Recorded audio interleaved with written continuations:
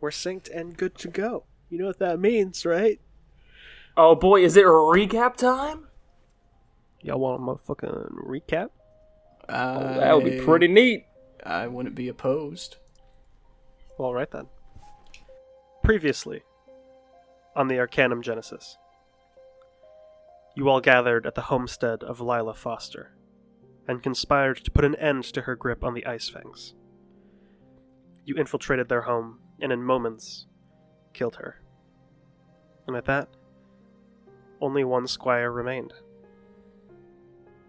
Jane spoke in private with Amble, discussing their plan of attack. She wouldn't be going with them to the estate immediately. She would follow behind after, as to not arouse suspicion. You all entered the Serenity Estate, the moving halls of the Clockwork Mansion, and walked up the stairwell to the dining hall. At first glance, you had all already lost. Your bodies moving in spite of yourselves, your minds screaming from the inside to fight or run with no answer. Lucien spoke long about his insights into your intention. He spoke of using you as his next underlings. Replacements. He started with Veneria. But fate had different plans. Jane arrived in glorious fashion, riding atop Oren, leaping off and plunging her blades into the chest of Lucien, suppressing his vampiric nature, and that opportunity our heroes didn't hesitate to seize, and struck down Lucien with brutal efficiency. Jane stumbled and slumped against the wall after the deed was done, grasping on to the last moments of their life stubbornly. She smoked as she spoke with Amble. One final comfort before the end. After a year-long hunt, persevering past death itself, Jane was allowed to rest. And this is where we resume.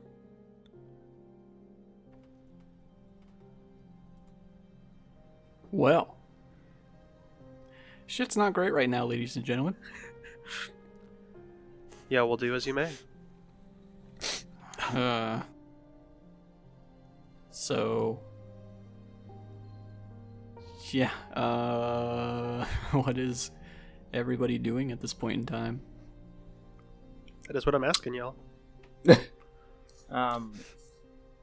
I'm presuming if we're going off of just straight up last from where we left off, I think I'm gonna be sort of just sitting back and giving Amble, Jane, and Vin just kind of a wide berth and just watching them. Really not used to anything like this and not wanting to get involved. And, it's a very complicated situation, and yeah, emotions are not good with them. Yeah. Amble? I'm easily taking, 10 minutes after basically the last words have been spoken, and just there, reflecting. It's been a tough year, saying it lightly, but it's been hell. And it's over now. To break the silence, Vin places a hand on Amble's shoulder and just goes, well, despite circumstances, you did it, Amble.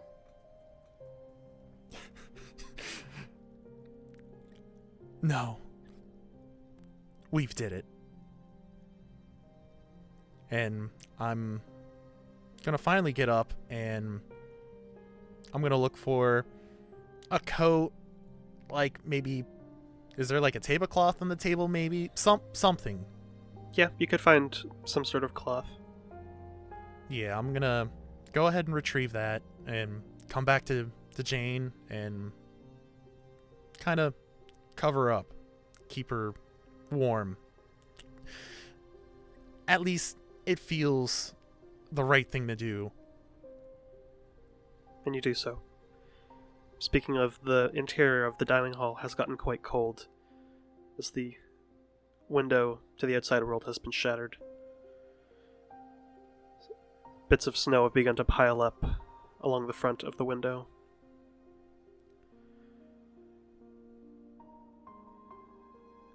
But you get the feeling that even without that, you'd still have chills.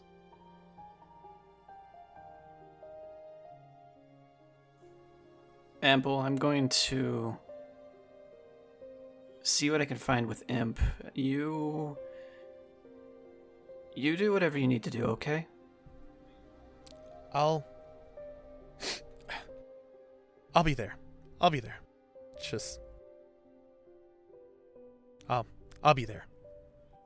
And she just kind of rubs his shoulder and steps up and walks back over to Imp and just goes, let's see what we can find and then let's get out of here, please.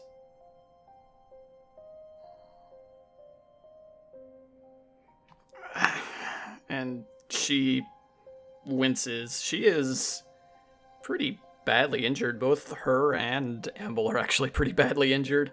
Would this be a good time to take a short rest, Tao? If you all wanted to, you could. I would appreciate that immensely. I'll go ahead and take your long rest then. You can use your hit dice if you so desire. I mean, I would say, Short rest?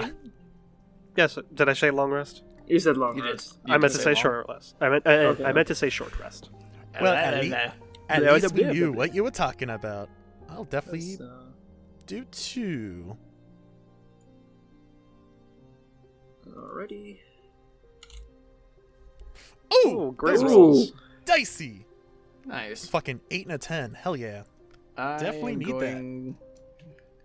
Let's see. I'm going to use 4 of my hit dice because I kind of need them. Go for it. I heal 12. I'm back up to 20. What's your Constitution modifier? Plus 2. You gain an additional 8 because it's your hit die plus Constitution. All right. Okay. So then- I'm with back up. me with +1, I guess 1 per roll. Well, it automatically adds it if you click on the hit dice button. Oh yeah, I see. I'm dumb. Mhm. Smooth brain. So So I am back up to 28. Thank God. much better. You're back on your feet without being shaky. Still hurt though. So go ahead. Okay, I'm gonna kind of scoot over to Orin and hold on, I'm on the wrong tool. Scoot over to Orin and just kind of like poke around Lucian's corpse and see at least what's left of it. See if there's anything on his person of significance. All right. And to note, at this point, Oren has basically snuggled up beside Amble and is just keeping him company. Heads in his lap. It's so sad. Yeah, and I'm definitely holding her head, just petting softly, just in a deep, just broken state, essentially. Yeah, I cannot move my token. that's fine. It doesn't matter that much. Okay. Investigating the body of Lucien, the remains of it. I don't need you to roll investigation or anything. There's nothing really of significance you find. His blade seems well made, but mundane. His armor as well. Well made, but mundane. And he doesn't seem to be carrying any money on him. He had a great sword, didn't he? He did. That's the first thing I mentioned. Oh, my apologies.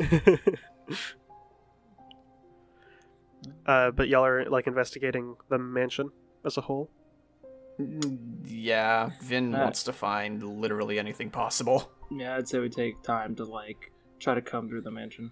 Yeah, y'all don't need to roll investigation because y'all have lots of time. And you find 3 areas of interest. But you get to pick what you want to go to first. There is his treasury, there is his office, and then there's his workshop. I mean, I don't know about y'all, but when you offer money as the first option... I mean, it's kind of the default for the resident rogue. Whichever one you want to check out first. I like money. We need to go to that treasury, Imp. I like the sound of that. Oh, I'm sorry. It's in somber states right now. At this point, would Amble be following along, like after like an hour or two of them searching around, or would he still be with Jane? No, I think after they leave, I would just kind of take some time and just more or less reflect again. Just Jane, fucking Mad lass. mad lad. But I would essentially finally, after about an hour or so, I would finally kind of come to my senses that it's time to move on. And before I would leave this dining hall, would I see her blade that she came in right in with? Yeah, you see scattered near the base of the dining table the two blades coated in red that were embedded in Lucien's chest. Yeah, I'm definitely gonna pick those up before I'm gonna walk out and find the other two. Alright, you can add Jane's swords to your inventory. Alright. And as y'all come across the entryway to the treasury, it's there is a locked door, but Imp, you're not rushing, so you're taking time picking the lock. And right as click, it opens up, you hear Amble round the corner from behind y'all. Glad you could join us, big boy. You doing alright? No, but I'll survive. I'll be here. Alright. Let's see if we can help, take your mind off it. Pushing the door open. Right. You open the door, and it's very much just like a regular room, but there's like shelves across every wall, each with like tiny chests, and there's like across the entire room probably around 50 tiny chests, just lining the walls. Despite the somber mood, my eyes are lighting up like it's goddamn payday, and I'm gonna start moving all the little chests to like the central table and flicking them open. It takes you about an hour to count everything. Oh dear. In total, from every chest in the room, there is 108 platinum pieces and 1,680 gold pieces. Damn. You're gonna be sharing a little bit of that. Holy shit! Jesus. You have a very happy half-elf on your hands. Alright, you said it was 108 platinum? Yes. If you were how to much divide would- this evenly across everyone, which I'm assuming Okay, y'all are going to do, Yes. everyone gets 36 platinum Jesus. and 560 42. gold. Jesus. Okay, so I'm up to 42 platinum and 590 gold. Yep. So that's around a 900 gold buying power you have. Woo! Okay. God damn, Tao. For every one platinum, it's 10 gold. So like 42 platinum, that's 420 gold. I have over 1,000 technically. There you go. I'd say as I'm like I'm very countily and meticulously like counting all this up, moving shit into like neat stacks, and be like, okay, I get 30 platinum for you. Like I'm kid in a candy store right now, but it's money. Yeah. So The great imp bank. Could you at least try to act like someone just died an hour ago? Look, I don't deal well with zombie shit. My condolences, but I mean, look, man, best I got is distracting myself. Distracting y'all ain't gonna do any good to dwell on it, so let's enjoy what little good we can and get out of this situation. Yeah, Vin, he's right. It sucks, but we're looking forward now. Can we We'll at be least fine. bury her? Don't worry. I'm already way heavy on that. Okay. And I'm gonna, well, not gonna toss because it'd probably be a lot. I'm going to hand my two friends. They're cuts. Yeah, We get meat pelted bundles. with 530 gold pieces. That'd be heavy. Jeez. It's a heavy bag. Yeah. Damn, Imp, you got an arm. But yeah, y'all have scoured the treasury. What was once a room lined with small chests is now a bunch of empty chests that are hanging open in the center of the room. And three very jingly, clanky individuals. For the time being. Was there anything else of note in the chest by chance, Tao, or was it all just money? To your knowledge, it seems like this was just money storage. Okay. Where do you want to go next? What were the other two rooms? His office and his workshop. Office. I'm first? definitely going to the office, yeah. I'm just tagging along. I'm happy to accompany y'all. All right, More Just so. happy. You're happy you got paid. Oh, That's I'm all so that happy right now. All right. This is the most amount of money Vin has ever had, so Yeah. she's kind of like, oh my god. Yeah. All right. So. Oh my god, someone died, but oh my god, I'm fucking rich. Hell Oh my yeah. god, so much going on. We could buy land! So you can. You could actually. I do have rules for that. Oh, sweet Jesus. Oh, well, I gotta slide in your DMs after this then. No. Regardless, y'all enter the office. It's a grandiose room. Various pieces of art on the wall. Window out overlooking the mountain range. And on his desk is a bunch of different notes and documents and the like. What do y'all do? I'm almost beelining it to that desk, looking for just anything damning at this point. Just notes of whatever the fuck he was planning or conspiring with others. So as you're looking through on the desk, you find various documents, a lot of mundanity. But you do wind up finding some pretty damning papers. Plans of attack. Not just for the Ice Fangs, and not just him and his squires. An invasion plan. Jesus fucking Christ, guys. What'd you find?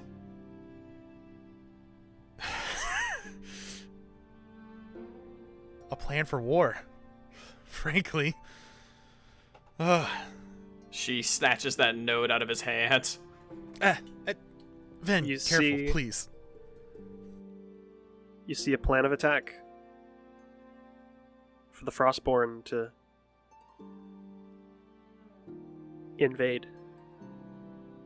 She slowly hands the note to Imp, just kind of wide-eyed and staring into the middle distance. Guys, be careful with that, please. I think we're gonna have to go to the Iron Locket as soon as we can. Oh, shit. Fuck. This is beyond me, guys. I'm about Yeah, this kind of that's- shit. That's why I'm saying we gotta take this to Iron Lock. Shit. To someone. Yeah, definitely. Fuck. Well, let's fucking add that on the docket. I mean, I was already planning on coming home to see the parents, but this is definitely pressing matters now. So, Yeah, this Two- is some serious shit. unwelcome home welcoming. Yay! In addition to the invasion plans, you do find some of his more personal goals. You see plans of assassination. You see detailed notes on a few members of the Council of Mages. You see some detailed notes on a few members of the High Council. You Is see it certain? Oh, Go ahead. yeah, I'll let you. Okay, I was gonna say, is a certain tabaxi on there? you would find Avar if you looked hard enough. Oh, fuck. Other notes. I mean, are we indicating- surprised, especially after what we saw back in Solundus? Yeah. Like the what magic circle, right? Yep. That's like not even a circle anymore. It's a hole. It's a a magic hole. hole. They fixed it. They fixed it. But in Oh, addition, okay, well, in addition to assassinations, assassination was the backup plan. They were intending on assimilating and taking over from behind the scenes.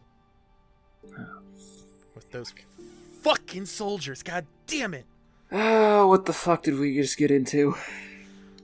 I mean, we've already been neck deep in it. I feel like we've just been totally submerged. We need to get a move on. Yeah, I'm gonna quickly snatch up all these notes and documents and I don't know, find a messenger tube maybe, or just straight up like find a book, we'll say, like a leather bound book, just kind of stuff it in, try to protect it all, and just Vin holds open her spell book and is like, "Put in the notes, kind sir." oh, There you go. there you go. Thank you, Vin. Quickly, course. swiftly do that, and then I'm heading to that workshop. Tao, before we leave the office, Yep. can I cast Detect Magic? Go for it. I do. All right. So, looking around the office in specific, you don't notice anything too magical. You do notice like a distinct magic aura just around because there's a lot of magic generally in the house. You notice the windows are enchanted to prevent sunlight, stuff like that. Makes sense. But nothing like, no magical trinkets yet. Okay. But it is a concentration spell, and you can keep it up as you make your way to the workshop. Yep, I will do that. And as you do, you enter. It is a pretty grandiose workshop. It's fairly large, lots of different tools. But the main thing that catches your eye is on this center table where there is a single round bag and nothing else. And that is giving you a pretty powerful magical signal. Do I notice it like the moment I walk into the room? As soon as it's within range. Yeah. She would put her hands on both of their backs and then just two-finger salute and then aim it at that bag. You get a sense of conjuration magic. A little bit of transmutation. Oh, that makes me uncomfortable. Oh no. We gotta That's see been what's good. in the bag. Is it bad? Or is It might good? be. You note, Veneria, you're not getting a ping from inside the bag. The bag itself is giving you a ping. Yep. It's not the contents of, it's the object itself. That bag is magical as shit, boys. I'm gonna slowly approach the bag. Can I? I guess I'm gonna inspect the bag. I'm watching from a safe distance. You Yeah, look at the me bag. It is a brown bag. You open it. It's empty. Oh, wait. Can I think of something? You think of something. Nothing happens. Fucking no, like Veneria, make an Arcana I- check. Ooh. Tao, would I have in the past known of what this bag would be? I can only imagine Make an what it Arcana is check. as a player, but Yeah. all right. Both Vin and Spicy Amble. 9 for Amble. 24 for the mage. Amble. You have no goddamn clue. Veneria, like, oh, that's a bag of holding. Yep. I know what it is now. Put the gold in it. Another thing you do note, Vin, something you remember, if you turn a bag of holding inside out, all of its contents are removed.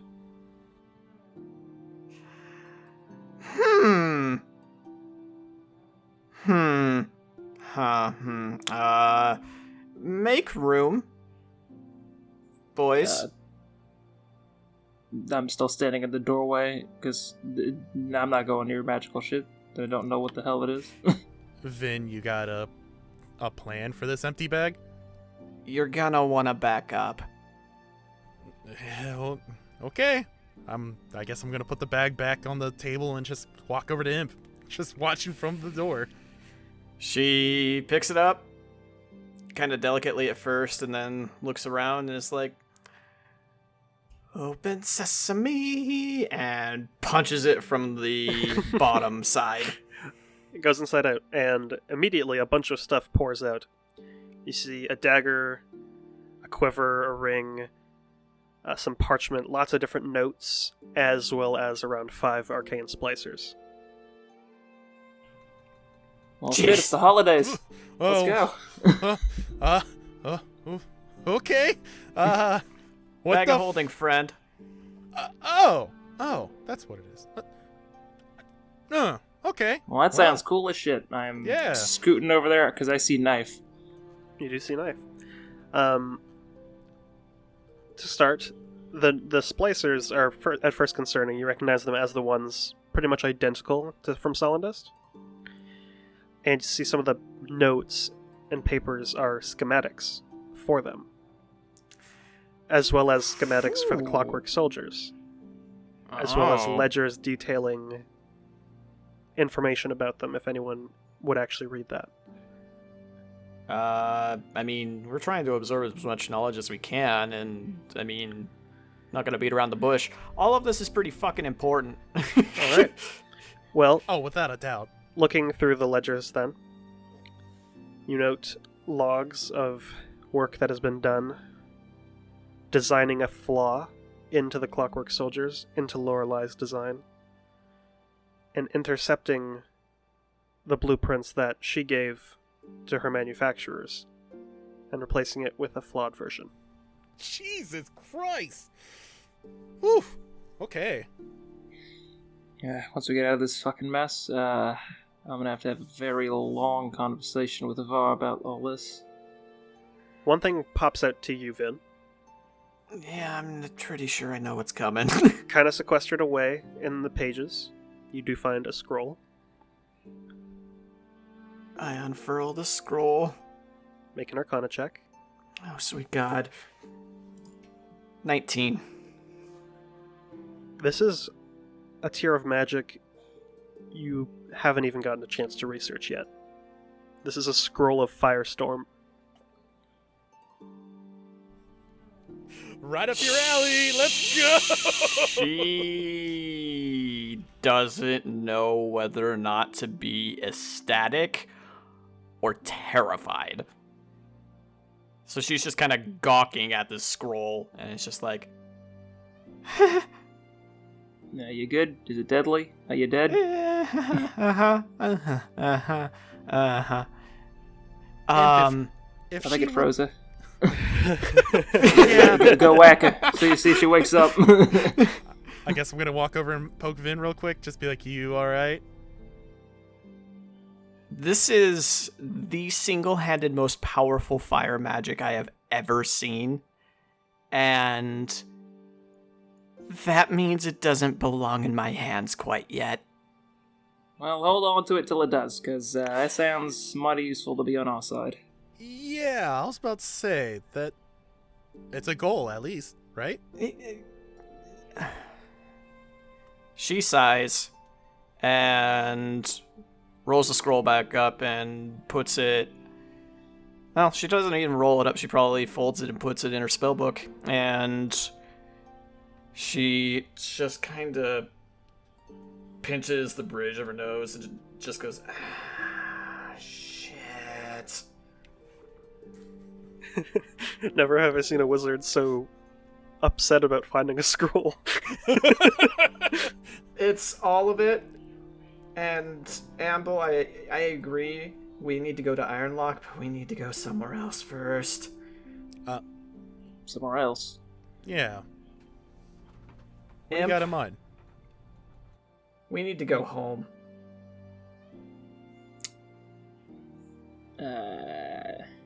You mean you need to go home? I ain't fucking going to that place. It's where I'm thinking you're talking about. It is, and trust me, I really, really don't want to go back there. But we kinda need to. And why is that? We need to talk to the Council of Mages. Now, I mean, you sure as hell can. But I ain't fucking getting near that lot. Now, wouldn't you think that there'd be some kind of, I don't know, teleportation circle maybe with Ironlock, since, you know, that's kind of where our whole base operation is and everything? Do you mean, like, in Aether Garden? Well, I mean, between the council and, you know, the hub of the military, I would only hope there'd be some kind of communication between the two. Vin and Amble, make history checks. Alright. That's a 20. And a 12. Amble, you've heard rumors of it. Veneria, you know for a fact the Council of Mages has a teleportation circle both in Ironlock and in Everstone for ease of access. Yeah, I'm gonna relay that. Basically, took the words out of my mouth.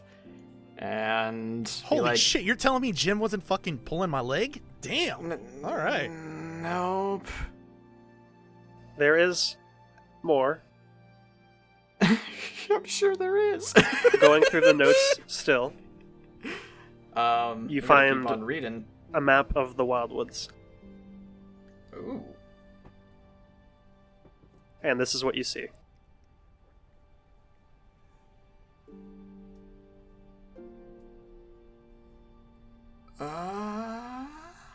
What the... She definitely signals Imp to get closer if he hasn't already. And what? it's like... Check this out.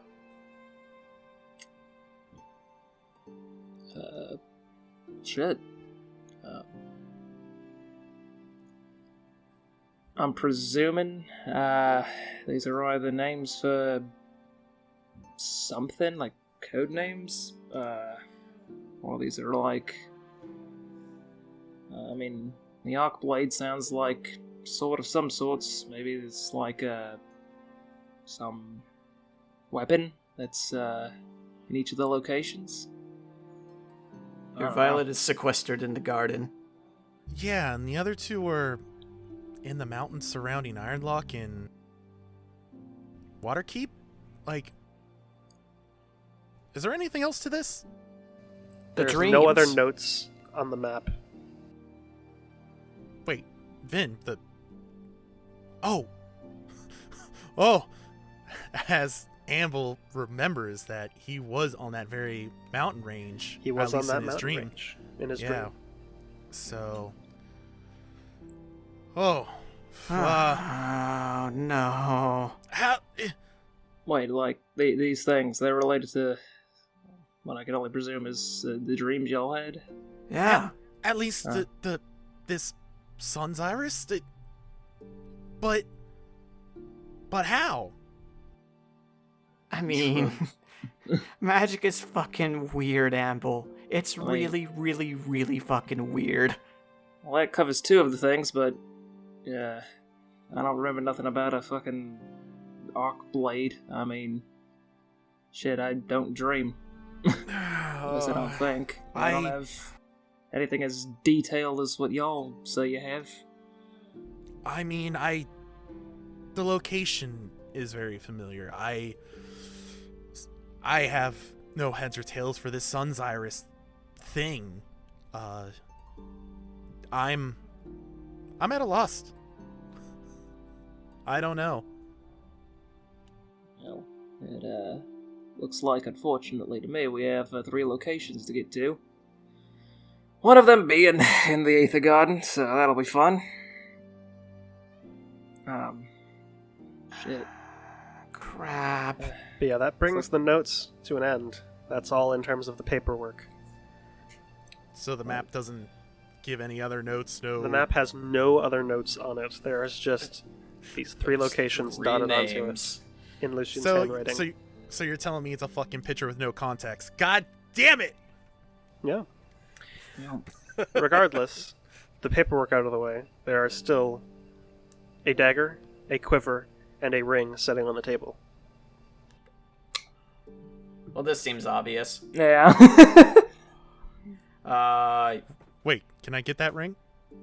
What? Bitch, you get a quiver! No. This guy right now, trying to jack my ring. I'm assuming you're going to be identifying them, Veneria? Yeah, absolutely. Alright, what do you start with? The dagger. The dagger. Oh, I was Alright. expecting you to say the ring that I'm stealing from you. You bastard, This- why is everybody stealing my shit? There's been a campaign of my shit getting stolen. This campaign, this dagger, is known as Occam's Razor. And this is what it is. Wow. Ooh! Whew! Oh, baby. She holds that shit out to Imp and is like, you're gonna want this. It is a +1 dagger. Its base damage is 3d4 plus your dexterity. Yike! That's intense for a dagger. Oh, your description said 2d4, but It deals all right. an additional 2d4. Ooh. So it's the dagger damage plus 2d4. Oh! Ooh! That's terrifying. I love it. Which means, technically speaking, this dagger hits, on average, harder than a great axe. Because And I can sneak attack with it.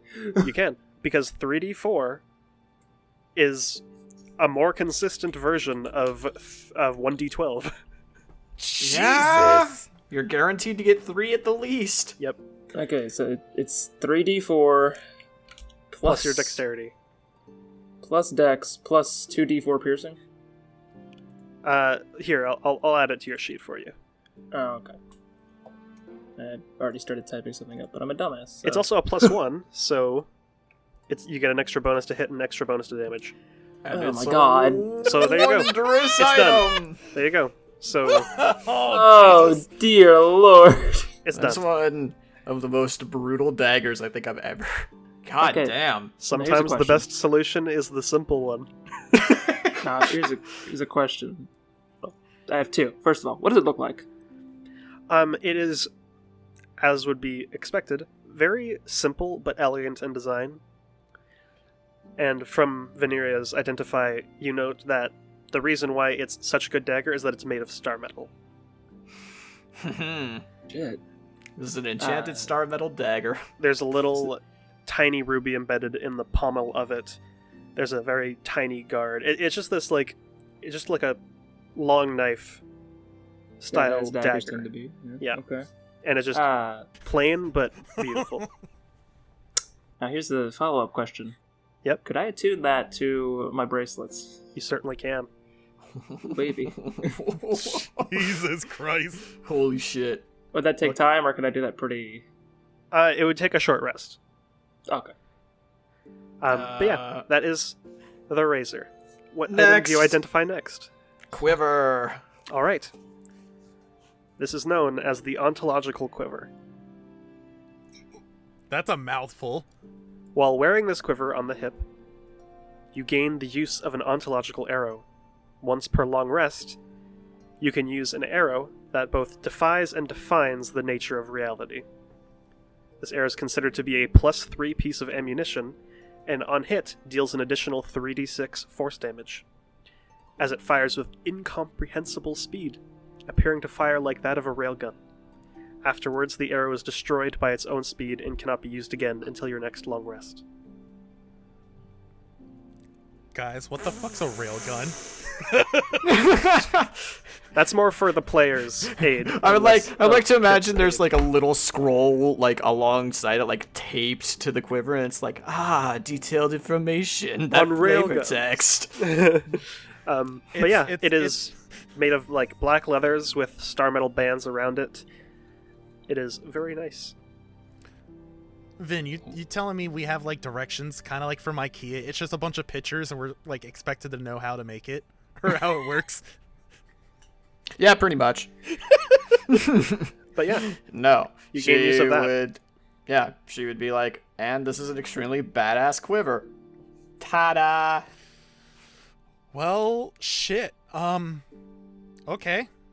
As I guess I'm gonna quickly try to put that on my hip. I'm probably gonna put it next to my other quiver of arrows. Try drawing an arrow, but not firing it. Sure. I'm gonna To try reach- to concentrate. you reach Well, your I- hand down to the empty quiver and concentrate, and it apparates into existence into your hands, and you pull it out. And it is this long star metal rod with, at the very tip, what looks like a gemstone, but looking in, it's like a mirror into an endless nebula. Holy shit. Ring. I gotta know what the ring is, Tao. Alright. I added the ontological arrow to your sheet, Amble. Am I seeing that right? A plus 12 to attack? Holy Yes, because shit. it's considered a +3 piece of ammunition. So you also get a Fuck! +3 to hit. Woo! Sweet. Spicy. Amble got a fucking upgrade, Jesus. So It's only used once per long rest, though. It's Yeah, a one-time deal. it's his Still. one sniper shot. Yeah, It's my fuck you button. it is. Jesus. That is the quiver. The ring. You identify it. Yes. This is known as the Ring of Synchronicity. And this is by far the most complicated one. Oh dear. Oh dear. Jesus. While wearing this Oh. ring, you gain the ability to split your spells. Splitting your spells requires no action to do, but you have to follow a set of rules upon casting the spell. For example, if you were to split a casting of Fireball, you can make 2 explosions in 2 spots of your choice that each deal 4d6 fire damage in a 10-foot radius instead of 8d6 in a 20-foot radius. Another example being, if you cast Wall of Fire, instead of making 1 wall 60 feet long, 20 feet high, and does 5d8 fire damage, you can make 2 walls that are 30 feet long, 10 feet high, and deal 3d8 fire damage. Last example I'll give, Scorching Ray. Instead of making 3 attack rolls of 2d6, you can make 6 attack rolls of 1d6. And odd numbers always round up the damage dice. Like, for example, 9d6, if you try to have that, becomes 5d6. This can't be used on buff or debuff spells, or something that can't really be split, like Magic Missile. Alright, this is the fucking coolest thing I've ever heard. As a ranger, that's the fucking coolest thing I've ever heard. She doesn't say a word. She doesn't explain it. She just puts it on her finger and is like, if you try to take this off my finger, I will literally kill you. Fair enough. All right. Okay. Remind me not to. Sorry. Okay, maybe that was a little bit harsh. This ring is badass, guys. This ring is the real deal. And to describe what it looks like, it is a star metal band with, very similar to the arrowhead of the ontological arrow, there is a single small gemstone which, looking into it, appears like that of a nebula, and as you move your hand around, the pattern and design actually shifts depending on where it is located in space. I gotta try this. I gotta try this right goddamn now. Be careful, please. Don't fucking burn down the place. She is. She is giddy. She's extremely giddy right now. I'm gonna try a thing. What are you going to try it on? Would it work on something like Shadow Blade? It would not. Darn. It doesn't really work. Basically, it'll basically be a spell by spell basis. You'll ask me if it works for specific spells because I'm not going to write an entire list of what it works on. Yeah, no kidding. But yeah, it wouldn't really be functional on Shadowblade. And not on something like shield or anything like that, huh? Not really, because it's target self only. I figured so. She's gonna walk over to a window, and just for shits and giggles, she's gonna open it, and on her thumb, her middle finger, and her pinkies, she's gonna close the other two fingers in, make 6 bolts appear on her fingers, and cast 6 scorching rays into the sky. So you normally see 3 big blasts come out, but instead you weave the magic differently, and you see as you weave the incantation, it passes through the gemstone on the ring, and for a moment it glows bright orange. And as it comes out, instead of these 3 strong beams, you get these 6 thinner beams that spread out and shoot in every single direction.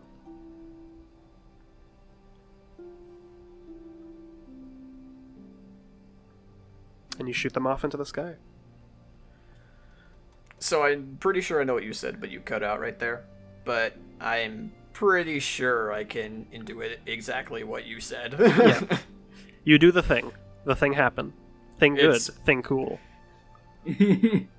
I'm leaning over to Imp, be like, remind me not to fuck with Vin anymore. I mean, really? Did you need that to convince you? Absolutely. She can already shoot fireballs out of her fucking face. I mean, like, I breathe fucking ice. Yeah, but I'm saying with her specifically, like, it really took that to let you know, don't fuck. Yeah. Yeah. Yeah. I feel this weirdly has been all preordained. Here we go. I think we just got fucking lucky, really. I mean, clearly, Lucien knew something about us, so I don't know why he'd make items for us and then try to kill us, but I don't know. You remember back to his assassination plans. Yeah, and he knew us, Winslow knew us. Who the hell else knows who we are? It's a great fucking question. I don't exactly go around telling people who I am. Nope, not really. That's a question I don't want the answer to. Oh boy, oh boy, oh boy. Well, cool fucking things aside, Cool gadgets, yeah. I guess now we know fucking who's doing, why all the soldiers are going nuts. Definitely let's get these, and I'm gonna, I guess start scooping up the, some of the notes, and, the crystal, like, jammer things. The splicers. The splicers. Splicers, thank you. Sticking the back in the bag of holding. Yeah, we need to get this to, Eva and, the tiefling, girl he works with.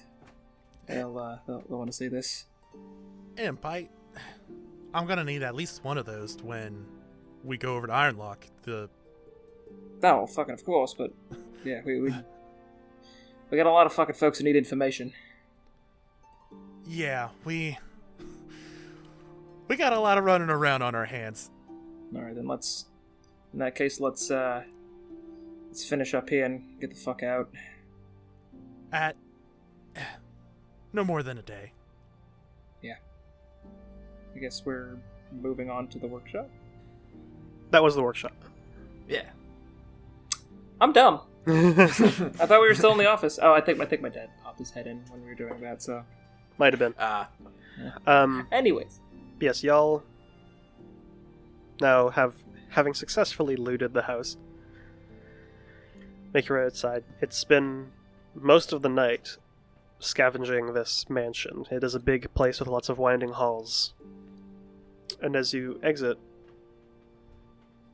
you do see the sun beginning to rise over the horizon. I would Amble, say... Yeah, go ahead. it's a soothing feeling. Yeah. Quickly met with a small tinge of pain. Like alcohol in a wound. As with the curse broken, you regain your 6 max HP. Oh! What? Oh! Ooh, that's a warmth that I really enjoy, I guess. Wow. Okay. After that tinge of pain, it's soothing. Very. And without a doubt, I have Jane with me, or at least I'm carrying her out, and then once we're out, I'm probably gonna try to rest her up on Orin. And you do so. You see off in the distance the guards that you had saved from Velika's grasp, carrying torches, seemingly gathering lifeless bodies in the center of town. Well, Confused, you all approach. If you wish to speak along the way. I've gotta put it bluntly. This is single-handedly the most depressing field trip I've ever been on. Yeah, no fucking kidding. Let's. Honestly, we Check it. didn't get a good dinner out of it either. What the fuck? Damn it, Yeah, Amble. let's focus a bit more on the problem at hand here. Why the fuck is the bodies? Let's go check this shit out. Okay. You, We do. You approach, and you note the guards are confused. As it was sunrise, people were beginning to stir and leave their homes. And you see, like, some are just dragging these lifeless bodies into the center of town. I need you to make investigation checks. Or perception, your call. Yes.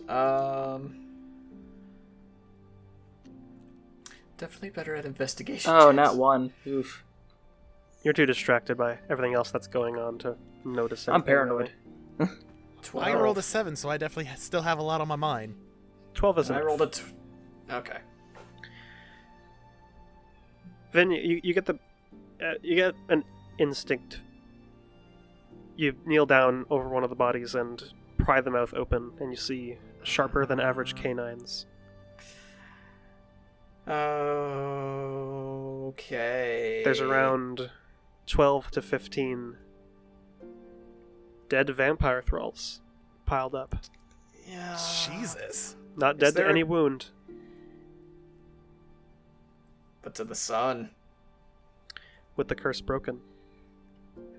Oh boy. Oh fuck. Is there a guard captain nearby? There's the one standing, giving orders to the others that you saved from Velika. Yeah, I'm gonna flag his sweet ass down and be like, over here. It will literally explain everything. Great.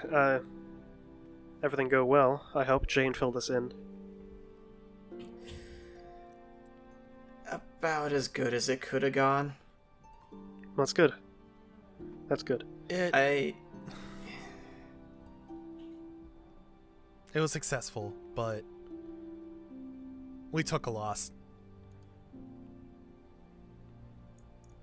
We're I trying to come to terms with it, but yeah, these were all thralls under Lord Roderick's curse. Man. Suppose that makes sense. Some people But just it also dropping dead in the streets. so there was a lot more within our ranks, it seems, than we saw at beginning. Supposedly. At least we can rest assured that if they are out there, they're not long for this world. At least not around these parts, right? Not anymore. Thank you all for your help. You three, do you have a name? Individual or as a group? I know your names, Veneria, Imp, Amble. Your group. I guess I didn't think about that. You got any ideas, big boy? I'm looking at Amble. Kind of given a deep thought about it. Maybe looking back over to Jane and Orin, essentially. Yeah, you can... Essentially, we're drifters, so... You can call us... the Snowdrifts. That's a nice ring to it. Works for me.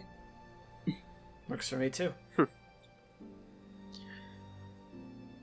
Well, this dawn, this morning,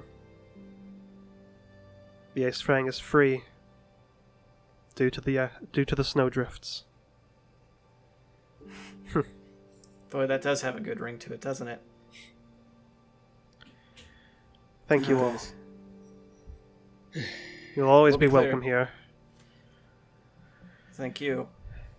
You see at this point, to actually describe who you're talking to, it's just a human gentleman. He looks mid-30s. White hair with gray eyes.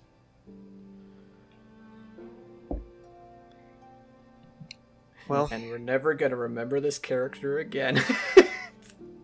maybe. If y'all come back and want to talk to him, maybe. Well, regardless, we have a lot of work to do. We have to check for more bodies and dispose of these before anyone gets too, freaked out. Want a head start, and she starts rolling flame throughout her fingertips. Not in the center of town. Okay, jump the gun on that one a little bit. Wait, what's a gun? Wait, do guns exist? You don't know. You know cannons exist. Cannons I just do broke the exist. fourth wall, oh no! You know cannons exist. You jumped the cannon. I jumped the cannon. That's fair. I want to tell them we've also got a lot of work for ourselves as well. Definitely. Keep an ear out for later. We're gonna have a service. We'll be there. Thank you. Right. And I'm gonna make essentially a beeline over to... The Iron Grotto? yes, I was trying to look for that. Alright. You make your way over with Imp and Veneria following behind. And you can tell, even at the early hours of this morning, that dwarven gentleman behind the bar and that ripped old human dude with an eye patch and scars and the corner table still there. They both give you a look as you enter. Do you two ever leave? They both shrug. Noted. So I suppose the deed's done then. It certainly is. But it You don't came have at to a cost. tell me, boy. I suspected as much. So, at least you know then, right? Yeah. I can feel the world get a bit colder. But that's fine. That bastard's dead.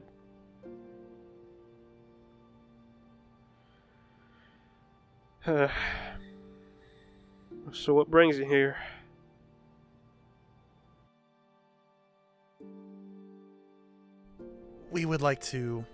I would like to at least give her a proper rest.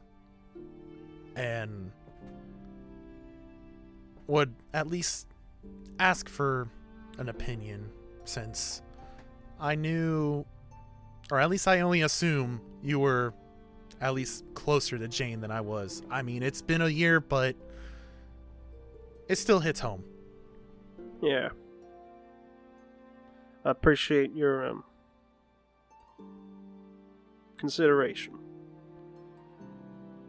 Follow me. I know a spot. Oh, okay. And he gets up and walks out. Pedovich,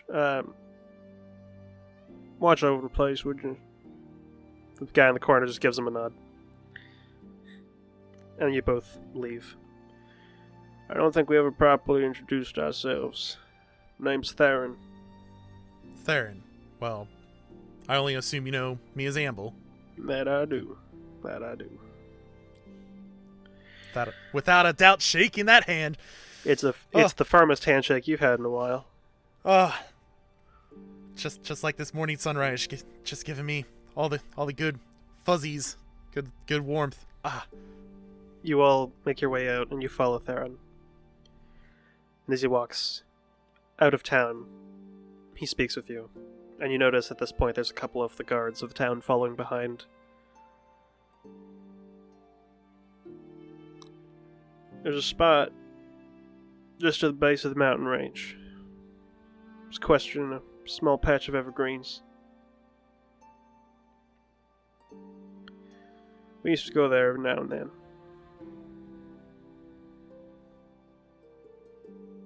I feel like I'd be right. I think you're right too. And you walk for about an hour and a half. And in the clearing here, you see off in the distance the base of the mountain range beginning in this small little grove of trees. A little patch of green in the desolate landscape around. He clears off a small patch of snow to find some exposed dirt. He would have brought a shovel with him. And he just starts to dig.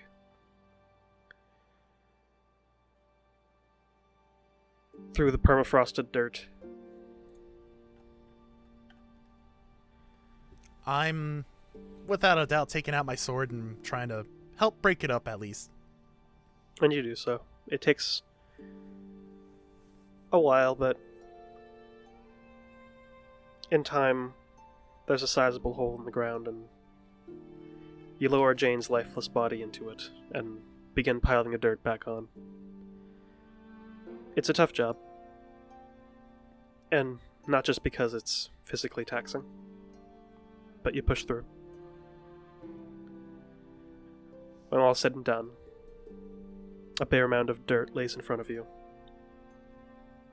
A few of the town's guard around, those that spoke with Jane briefly. Amble? I think first off, after we finish that up and everyone's gathering around, I'm gonna take back out our swords and kind of a makeshift headstone, essentially. Alright. You do so. And after I do that, I'm just gonna kind of whisper to myself, or at least in a lower tone. I'm calling out to the Raven Queen.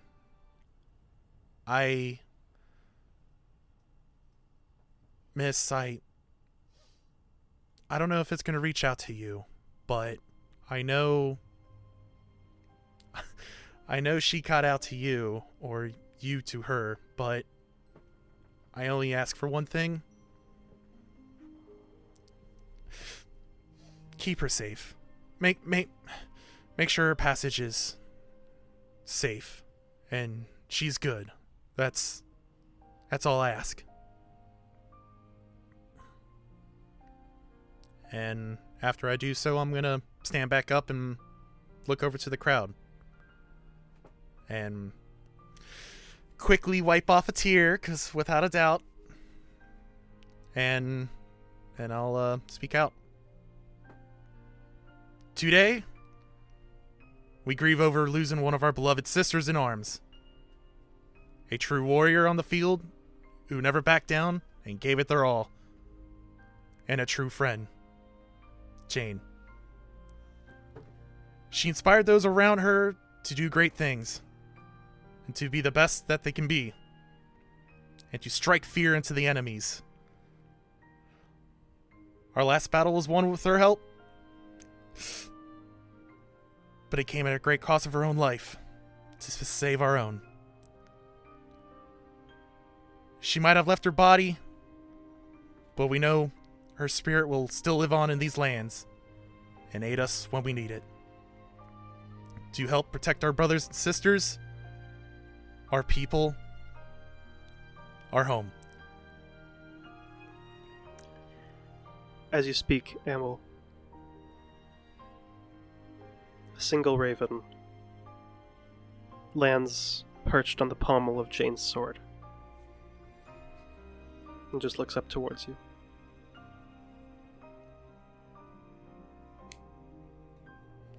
I'm gonna take out my sword and slam it back down into the ground and take a knee.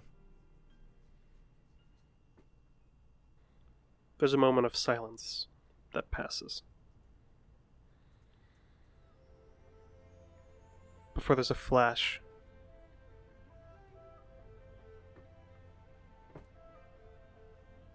The breeze going through the trees slows to a halt. Any snow that was falling seems halted in midair. Imp, you feel the pressure on your chest, the cadence in your pocket, a light with energy. That raven cocks its head, unaffected, looking behind you, Amble.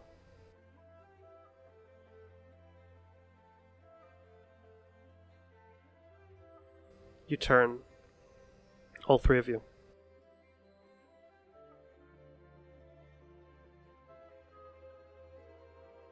See a single figure.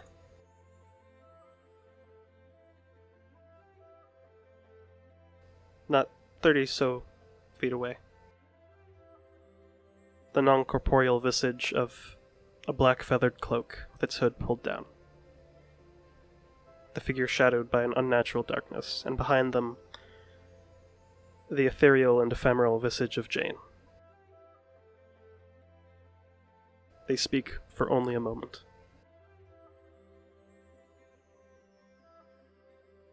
For helping my Jane, my warrior, find her way. For giving her their last rites. I thank you, Amble Markax. I thank you all. You all stand, their mere presence emanating a pressure that weighs on you, not only physically, but mentally. They turn away from you all, their form fading, almost imperceptible now. You three, born of light. See to it that we don't meet preemptively. Jane looks towards you all, giving one last salute, their fist to their shoulder, and a big smile. As they both fade away.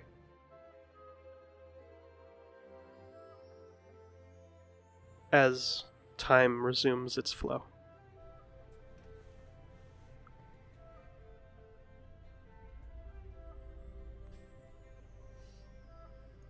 Vin doesn't catch herself initially until she touches her face, and her cheeks are soaked in tears. I'm finishing up, without a doubt. Rest well, Jane. We'll keep fighting in your honor.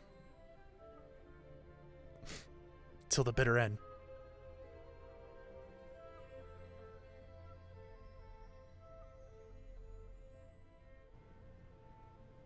That raven perched on the blade takes flight.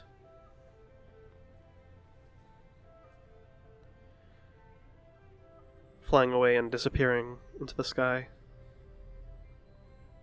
The sun's now overtop the mountains.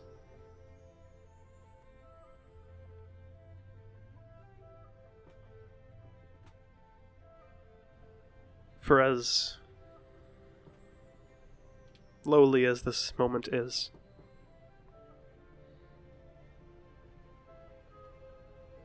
you have closure. Amble, after all these years, or after this long year, you have closure.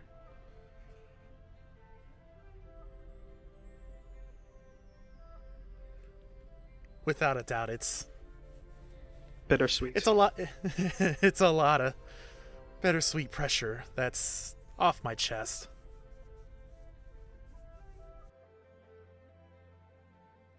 I would like to walk up and wrap an arm around Amble's and look at him, the tears wiped away, and say, 2.5 weeks ago,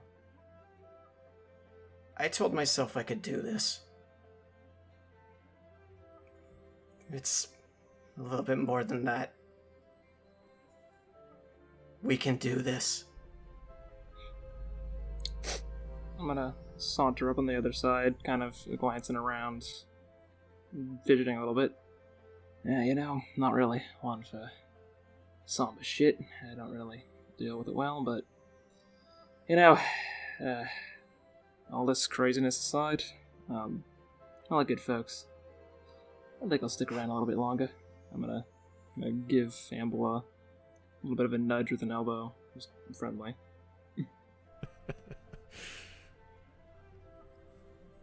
Well, Ready to go?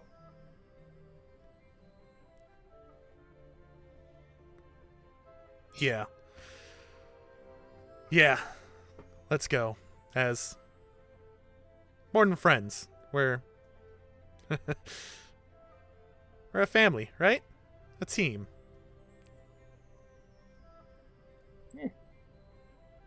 Fuck it, why not? Well then, Amble Markix, lead the way.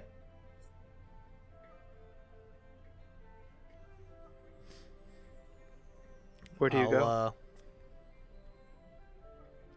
Well, guys, it's Ironlock, right? Sure. Onward. You all To- prepare yourselves for your journey. Stocking up on what you need. Begin traveling north. The long road, as the visage of this small town sequestered between the mountains, vanishes over the horizon.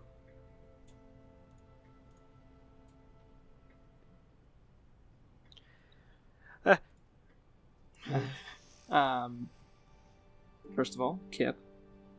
Ha! That speech was incredible.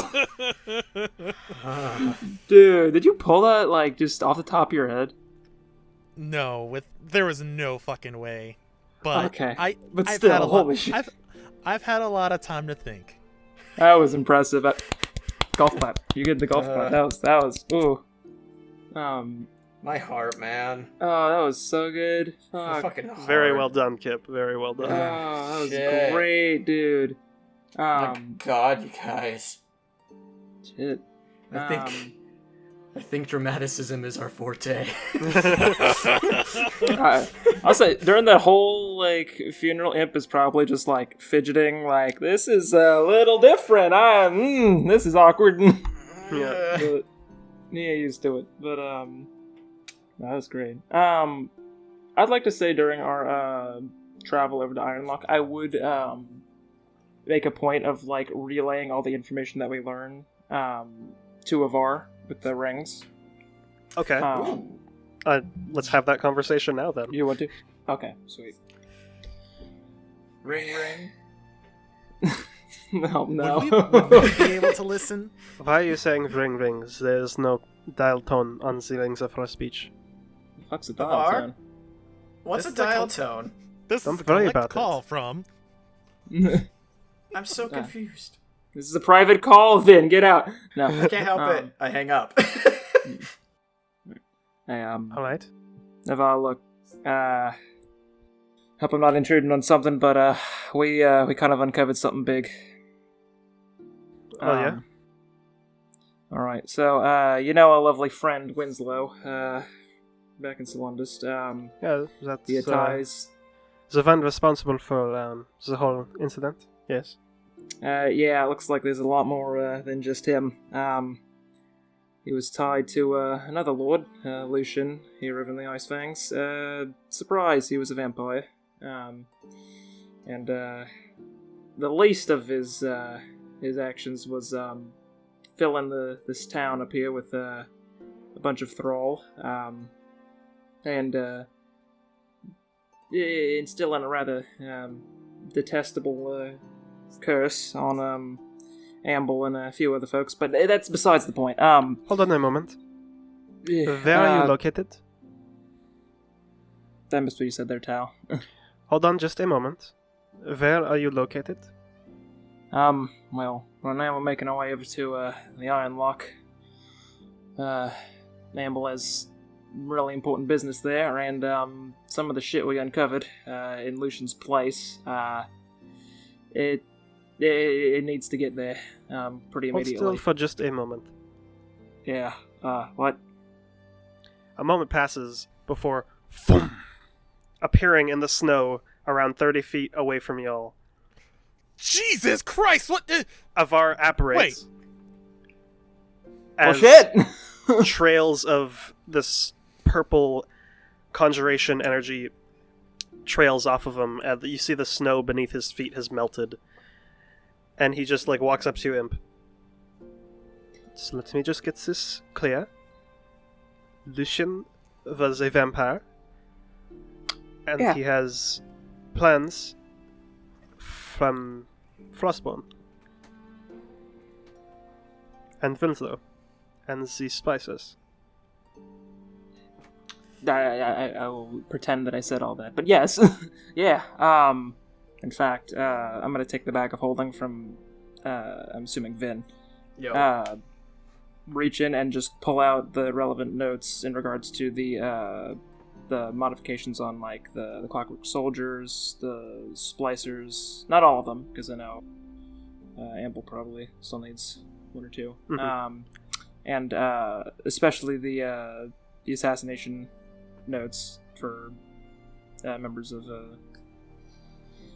him and the mages. Yeah. It's the mages circle, right? Okay. The Council of Mages. Council of Mages, damn it! He takes a look at But- the notes. Well, shit. Please don't burn those. Please. Of course not. That is, as I said last time I was given news like this is terrible. Yeah. Isn't it always?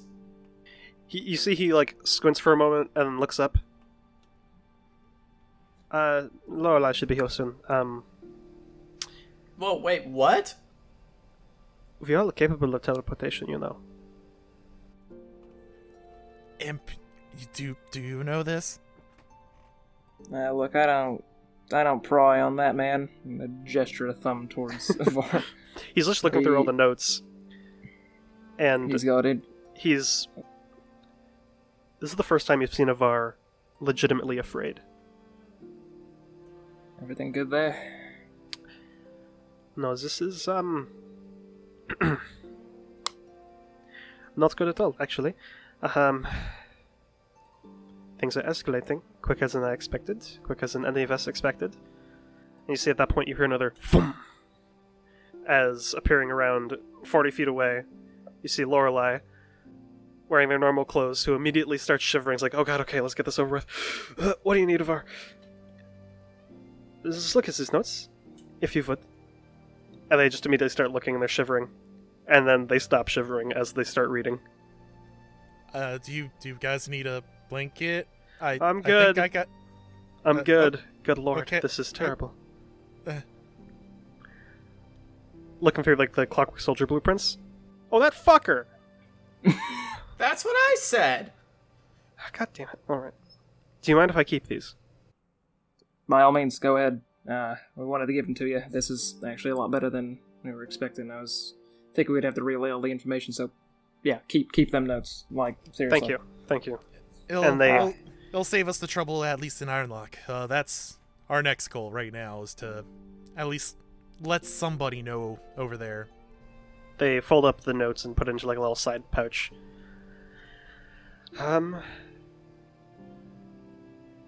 Where did you find this information? Lorelei says to you all. You're not gonna believe it.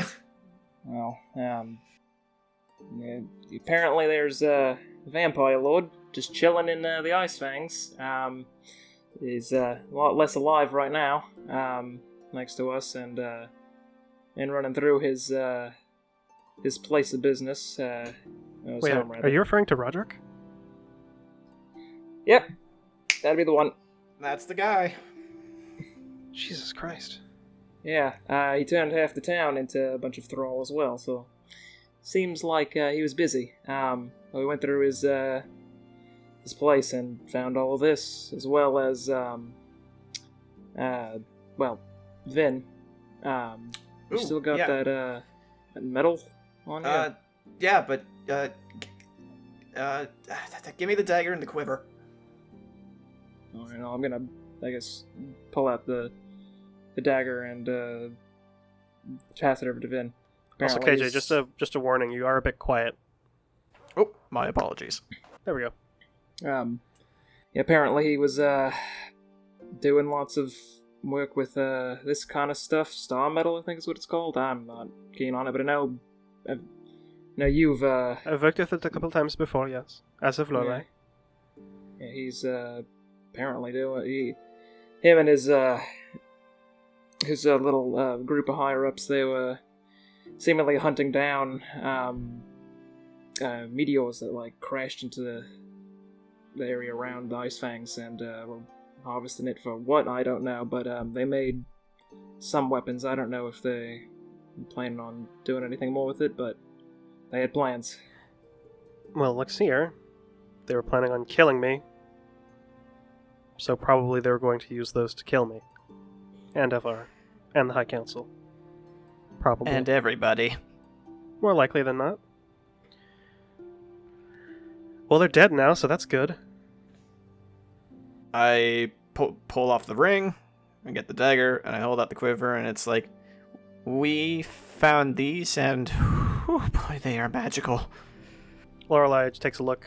Evar both glance at each other. They both pull out pearls and identify on all three.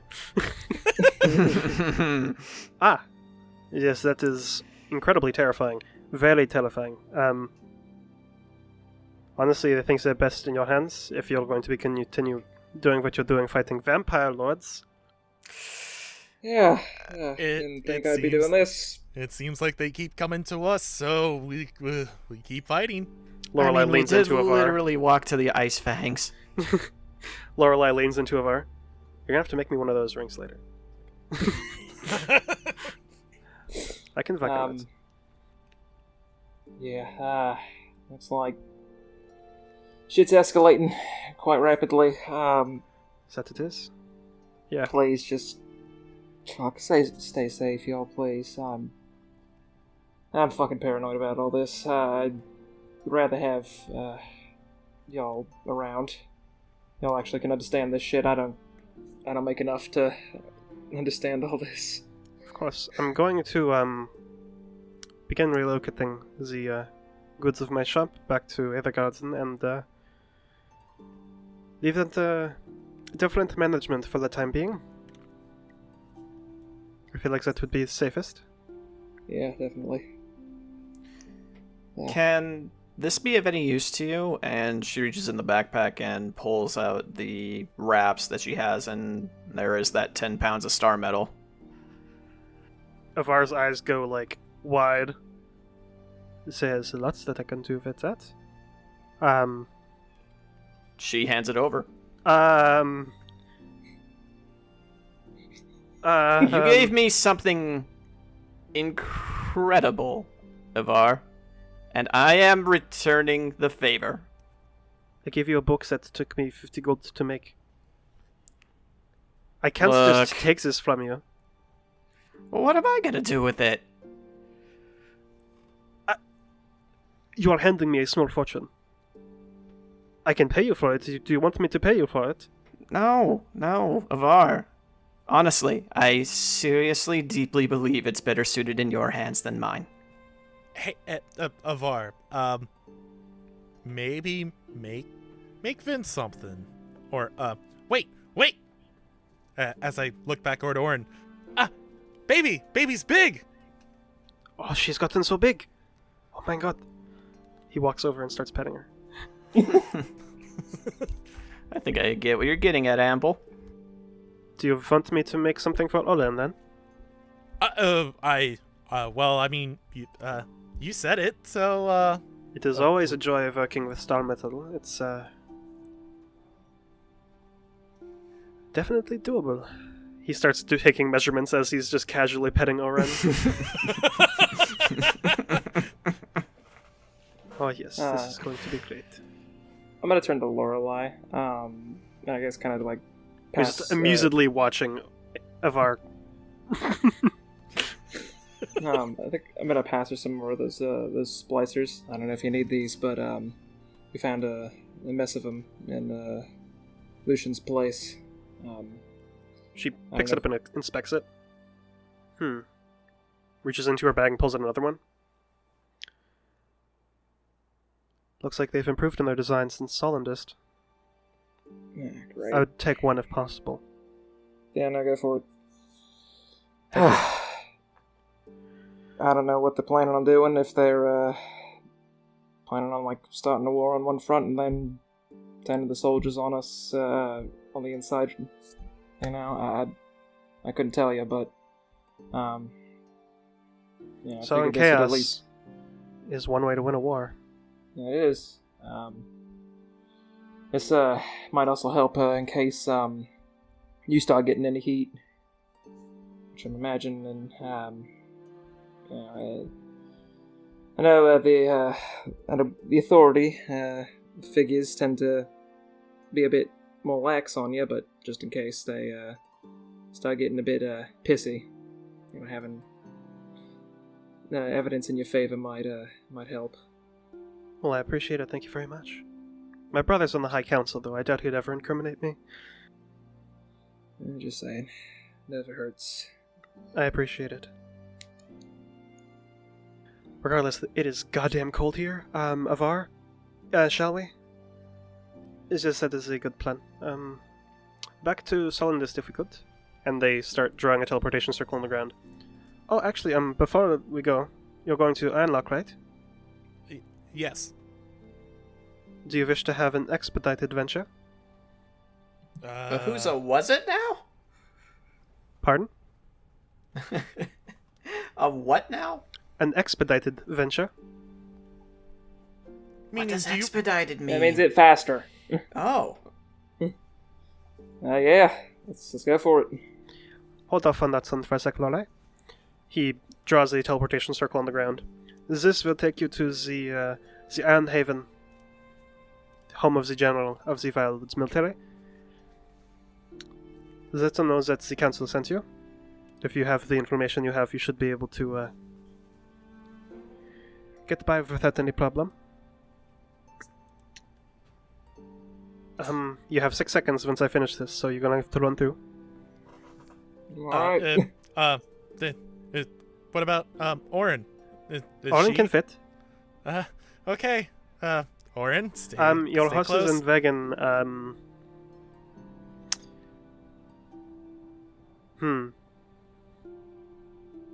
What horse and wagon? Let the horses free. Yeah, we probably have to at this point. If you want, I mean, I could teleport them back to Solendist with us and take them to a stable. Oh, I That'd mean, work. or if you want a horse and wagon, you have a horse and wagon. Just We have little put him need in for a, such things. Just put him in a stable of just. Will do. We'll come get him. Sounds like a plan. And he finishes your teleportation circle. And this shimmering doorway opens up, and you see past, on the other side, the interior of this large chamber. Y'all run through? Yep. You're gonna have to teach me this sometime, okay? I'll see you guys later. Thanks for all your help. Sounds like a plan, Vanilla. I'm pushing Orin like go go go go go go. Jumps through. You all jump through, and then the doorway closes behind y'all. You are deep within the Iron Haven of Ironlock, Amble, a place you've only been once before. Yeah, I'm getting goosebumps because it's like Whoa. You see, as you stand, you start hearing footsteps from down a hallway. As a dragonborn wearing heavy armor, holding a spear, just immediately looks into the chamber. State your business. Guys, can I do this? Can I say the thing? Go for it. help yourself. I've always wanted to do this. We come on orders of the Council of Mages. Alright. Are you passing through, or do you have... We need to News. speak to the general, please. You need to speak with Talion. Please. Yes? Well, alright, come this way. And he gestures you along, and you begin walking through the long hallways of the Iron Haven, which, from the interior, you know why it's called that. The entire building is essentially reinforced with iron and engraved with draconic runes. It's like this ancient stronghold. Fucking work here, Amble. This seems a bit harsh for you. I didn't work here. I've around, but yeah, we take Ironlock pretty serious around here. Damn, no kidding. You all walk through the halls and are met with this large set of double doors, in which the Dragonmore gentleman walks up and opens both. And you see this large war room with a couple guards around, but at the far end, behind a desk, you see this blue Dragonborn. They look old, wearing this heavy armor with this massive glaive on their back. One of their eyes is scarred, but not covered up. And they just look up to you. And what is the meaning of this visit? I jazz hands at Amble. Well, what was the general's name? Talion. General Talion, we have information of possible war. You must see.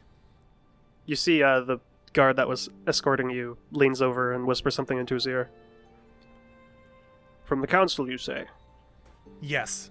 He stands, and he's tall. He's like around 7 feet tall, and the glaive, as he stands, adjusts, and it's almost the size of him. Ah, man of my stature. And he walks over to the center of the war room, and there's this table set up with what looks like a scenery of the Wyldwoods, and then scenery of the Frostborn set up. Come, let us discuss. Okay. Vin, if you if you mind getting at least all our information out, and probably one of those splicers at least. Oh, Oh, crap. Yeah, she starts pulling that stuff out as we're following him, I believe. You're already in the room. We're going Oh, to sit fair at enough. the table. Yeah, Oh, we're my just- apologies. We're walking up to the table now at this point. Yeah. And yeah, she starts busting all that stuff out. She opens up her spell book with the additional notes that we still have and just starts laying that shit out. He begins to immediately pore over it. Well, this is quite troubling, to say the least. Indeed. Putting it gently. It just seems like we keep bringing up trouble, but this trouble seems like it could be for the whole land, at least. I'll tell you this much. You have saved many lives this day alone. He looks over to the other guards. Evacuate Roughwater. Evacuate Hale Shore. Set up a perimeter defense around the entire border. We're going to war. Yikes. He stands, setting the information down. If you don't mind, I'm going to hang on to this. The notes or the... The splicer? Both. Yes. Sir, By all means, keep them. yes. It's It's valuable good to see we information. have citizens of this land that know what's good for the land. I'm gonna give a salute. Two thumbs up. Without she a doubt. doesn't know. Sorry, I'm sorry. She doesn't know what military reactions are at all. I'll salute and without a doubt, sir, till the bitter end. Of course. I believe I recognize you, boy. I amble, sir. Mark X, was it? Yes. Right, I've worked with your father. Oh. That's runs in the family, I guess, right? Your family has done this country many good deeds. You have my thanks. We take great pride in that. Thank you, sir. He looks over to the rest of the people in the room, and you see at this point there's like scribes coming in and other high-ranking military officers entering the room. If you don't mind, we have a lot to discuss. If you ever need our service again, just talk to the council. We'll be at service. Duly noted. I'm gonna look over to Finn and Imp and be like, so you want to take the tour around Ironlock? Let's leave the man to his work and get out of here. I would like to point out that Imp has been nervous this entire time. He has been glancing around the room like a motherfucker and fidgety. So he is eager to get out. I can only imagine why. Alright, you all... The same guard that escorted you from the teleportation circle escorts you back over to the exit. Thank you for your sincerity and directness. Talion does not like to dance around a subject for long. Well, especially with the subject of being war, I don't think we want to fuck around. Well said. Regardless. Thank you. Thank you. And he kind of just stands post near the teleportation circle and shows you on your way. You are now in the grand city of Ironlock. Well, What never thought does- I'd make it this far. What does this place look like? It has tons of these tall spires reinforced with metal all around the city in this big octagonal shape. there's 3 sets of walls, and the Iron Haven is in the very center. So you're in this very close, small, walled-off area of the city with only military personnel, essentially. And you see massive gates, and beyond those gates you start seeing homesteads and shops. But you see another set of walls past that, with another set of gates, and past that another set of walls and another set of gates, and that's the actual exit of the city. It is this fortress of a city. And is everyone here a Dragonborn? No, you see, there's a lot of the military is Dragonborn, but you see like dwarves around, you see humans around, you see a surprising amount of furbolgs around as well. They seem to be more accustomed to the colder weather, or at least able to endure it better than most. So yeah. The day is yours, and you all are all pretty tired at this point, because haven't really slept. Without a doubt. So, yeah, guys, welcome to my home, right? Haha. Damn. I can see why you wanted out. A little bit, yeah. It's still home to me. I wouldn't say I want it out, but a change of scenery is nice every once in a while. Tell me about it. Don't fucking blame you. I'd say, despite being out of the Iron Haven, Imp is still seemingly spooked and glancing around, like, quite a lot. Definitely not accustomed to a very military-heavy environment, big tall walls. It's all a bit claustrophobic for him. And you see, in addition, more clockwork soldiers in one place that you've ever seen. As in the That's really spooking him. in the courtyard of the inner circle, outside the Iron Haven, there are squadrons of clockwork soldiers, like doing drills and marches. You see like a couple groups of 20. Oh, okay. Yeah, that's a fucking disaster waiting to happen. Shit. Hey! Amble. Another- What are your parents like? Well, they're not too far away if you want to if you want to meet. I mean, this isn't like yeah, let's go. They're nice. Oh, the family's nice. All right. It's been a while. So you go to your family home. Yeah. Oh Alright. boy. You leave the inner ring of the city and begin walking down the cobbled streets, packed with snow every now and then. You see various people, dragonborns, furbolgs, humans, dwarves, all sorts of folk. And as you enter into the second ring, where your family's home is, you begin making your way down to this humble, but rather large home. A home fit for a big family. And, you're now in front of the doorway. Damn, Amble, I gotta be real with you. You live in a big fucking house. Your house is bigger, Veneria. Yeah, aren't you nobility? Like, No? Doubt. okay. Doubt. Inside check.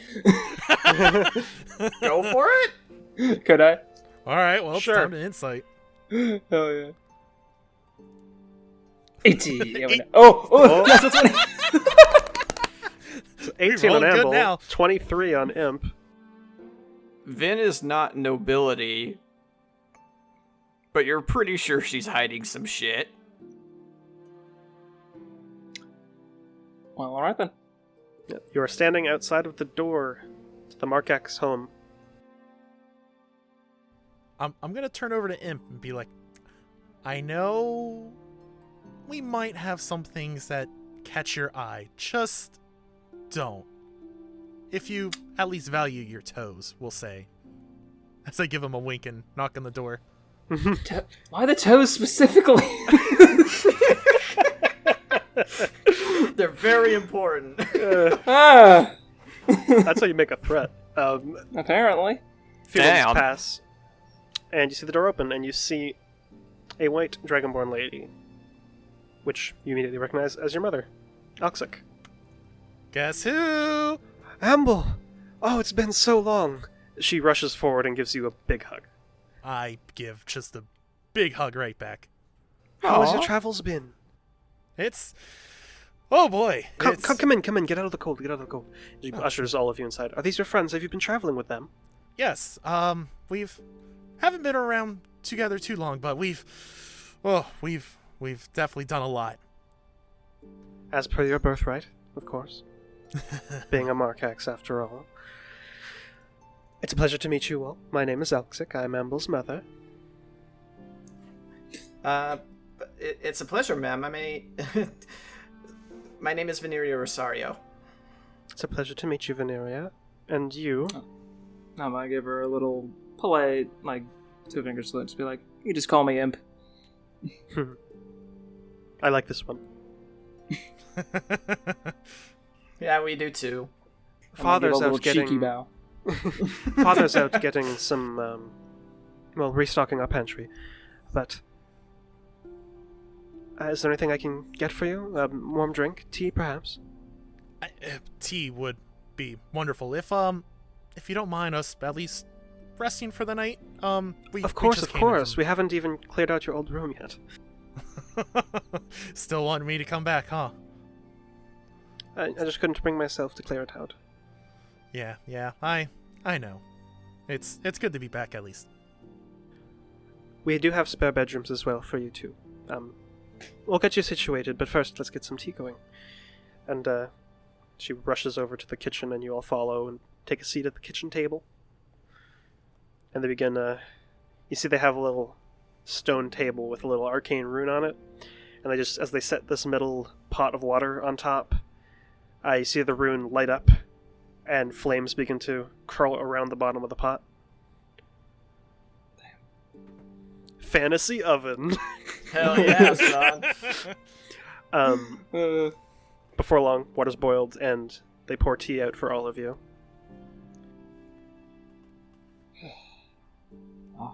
Very good. It's nice to see you again, Amble. It's good to be back. Where's mostly everyone at? Well, Avara still hasn't returned. Bamron and Torin are situated up in Roughwater. Ah, I see. Can I be real with you for a moment? Of course. They're gonna be back pretty soon. Did something happen? Something is happening, yes. Not in rough water, but we might be going to war. She is taken aback for a moment. Truly. I just simply nod. In our adventures at least, we've been finding some very shady characters from the north, and they want to do harm, so we've stopped them, but it seems like it's just a smaller piece of the puzzle. That's no good. And you see she has a very worried expression now. I Now- mean, damn, Amble. Just straight to the point. I mean, like I'm sorry, but it's you know how it is around here. It's gonna travel pretty quickly, especially when Barn and Torin come back. Well, I suppose we should relish these moments before the storm? Well, yeah. At this point, you hear the front door open and then shut. And walking into the kitchen, you see Amble's father, which is their brass, right? I thought we were gonna say no chromatics. Right. No, metallics, rather. Oh, yeah, sorry. Red Dragonborn, right? Yep. Right, okay. I have memory. Old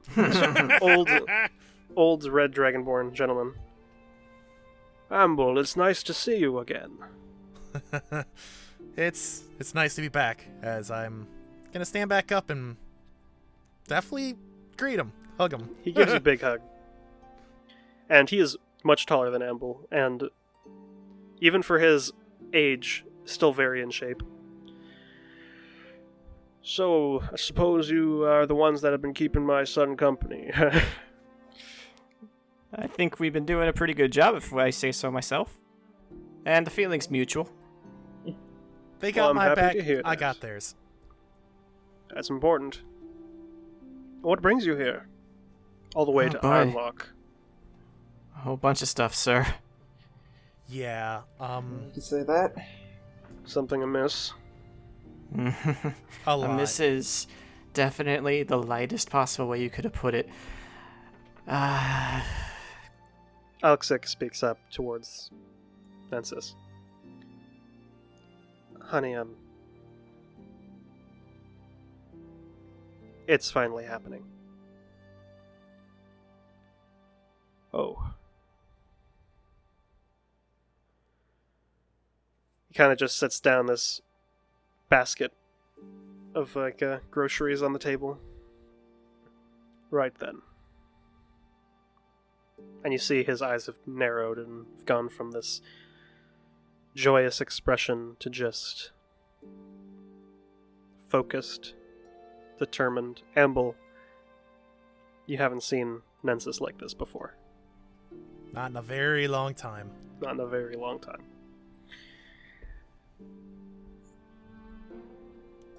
Suppose we'll be seeing the boys again soon. I'm afraid so. They're gonna be evacuating Roughwater and Haleshore soon. From last we heard. That is the general plan of action if war is ever declared, so that checks out. I wish it was easier times to come visit, but war doesn't stop for anything, it seems like. I too wish this visit could have been under different circumstance. But But regardless, it's good to see you again, Amble. it's good. It's good to be back. At the very least, Go ahead. we're going to try to put plans into motion our own way. Well, I don't expect much of non-military folk. Do what you wish to do, as long as you don't get in the way. Don't worry about that. Well, alright then.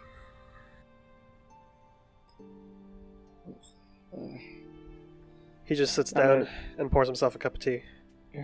I'm gonna kind of just pat Vin in the back. I say we leave the family to, catch That up is a on things. great idea.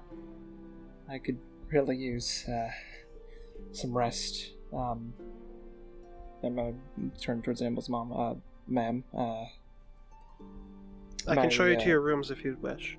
that'd be wonderful. Of course. He kind of just pats Nensis on the shoulders and gestures to a stairwell up to the second floor. Just right this way. We're following. And Yep. there are 2 guest bedrooms And they show Veneria to one and show Imp to another, and it's cozy. It's homey. And if you wish to rest, you may.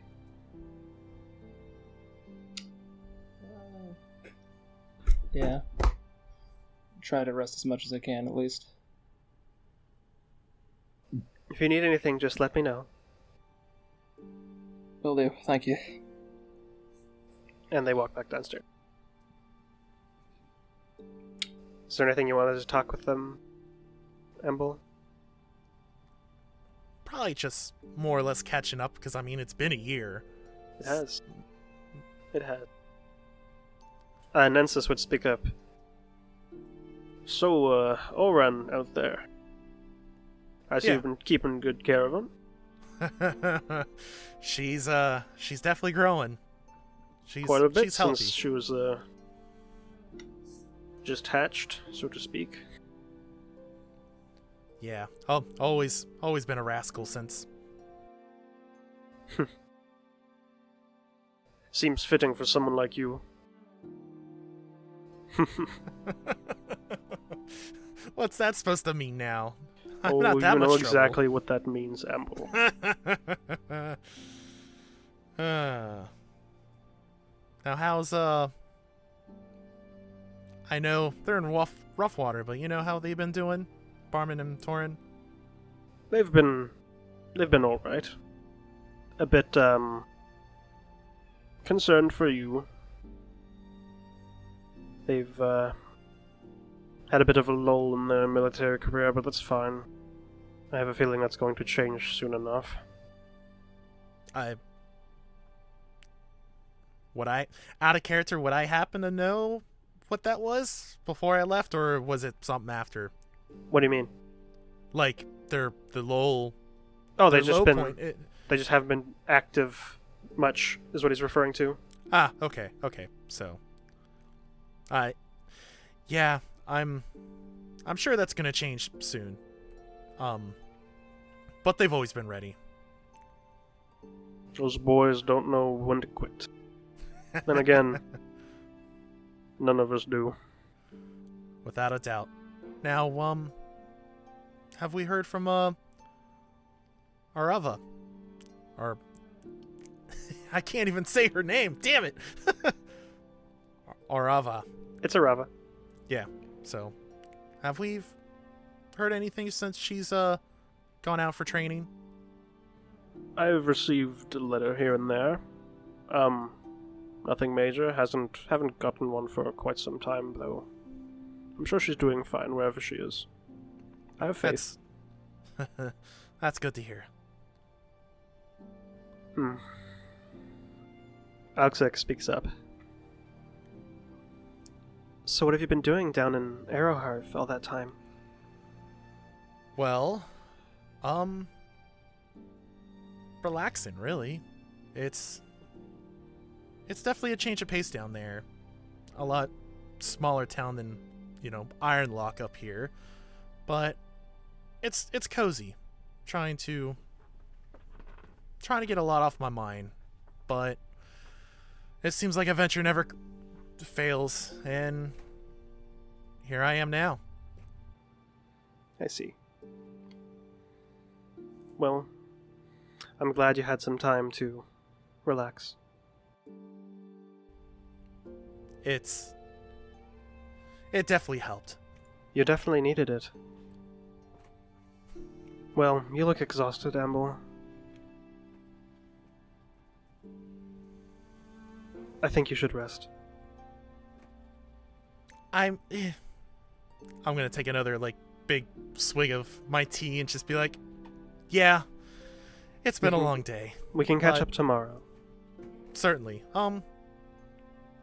Hopefully Barm and Torin might be back by then. Who knows? It won't take them. First word has to get there, then they have to travel here. It'll take them time. Yeah, but hopefully we'll stick around by then. It's up to you. Roughwater's around 200 miles away, so it'll take them some time. Right. Well, we'll see. if the council has other plans with us, it seems like we'll have to go. But we'll let you know. Well, all right then. As I'll get up and hug them both. Love Thanks you for very stopping much. by. We'll see you in the morning. Without a doubt. We quickly cut away from that conversation to Imp. I'd like to say that Imp is restless. He cannot sit still in his room, and eventually he scoots out, makes his way over to Vin's, and kind of just gives like a little knock before slipping in. Is Vin already passed out, KJ? No, not at all. Look, I am not keen on staying here for very long. This place fucking freaks me out, honestly. Not a fan of And good morning to you too, friend. Just break into conversation like that? No, this It's is not before we morning. took the rest. Yeah, this is before rest. Oh. Yeah. No. Wait, what time is it? Well, with all the teleportation and talking and war meetings and stuff, it is around, like, noon to 1, but y'all haven't slept. Yeah. Since Lucien's. That's a good point. So, this is before we long rested. Yeah. Okay. Let's say, like, as Amble is talking with the parents, I'm just gonna slip into Vin's room and be like, look, I'm not a fan of fucking any of this. We need to get the fuck out of here as soon as we can. I'd say Imp is gonna look very visibly concerned and spooked. Come have a seat with me. And sit down, I guess, in the foot of the bed, and I am fidgety. I cannot sit still. Like, I'm bouncing my leg as soon as I'm sitting down. Look, You're nervous, aren't you? Like, way more than usual. It keeps me fucking alive. Look, I'm not keen on being walled in some military stronghold surrounded by a million of those fucking clockwork abominations while war's on its way. I'm not a fucking hero. I'm just a goddamn thief. And, You're an idiot. I'm an idiot. Just got too much in my fucking mind. Okay. No shit. Imp, it's... She just starts to laugh. And puts I'm sorry. away her book that she was reading and just goes, why do you think you're here right now? It's a great fucking question. Apparently, I'm roped into some fucking mess that I didn't ask to be a part of, and yeah, gods, this is a bit much. Say Imp is not looking directly at Finn, kind of just glancing around the room. Something's clearly on his mind. He is uncomfortable. She pulls the covers off of herself and sits up next to him. And it's just like, look, whatever you want to say it, but don't beat around the bush.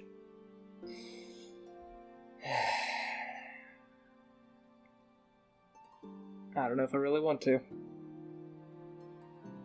Well, then why the hell did you come in my room? I don't fucking know. I feel like if I stew in that room on my own, She pulls him blow. in and gives him a hug. Oh. Like a firm one. Well, shit. Ugh. Look, I ain't no fucking hero, like I said. And Well, neither am I. I don't fucking intend to be. I'm looking to fucking change my life around from what happened when I was a kid, so as long as I'm making fucking progress, then I'm happy, but I'd rather not lose my fucking life over it. Whoa, back up. What happened?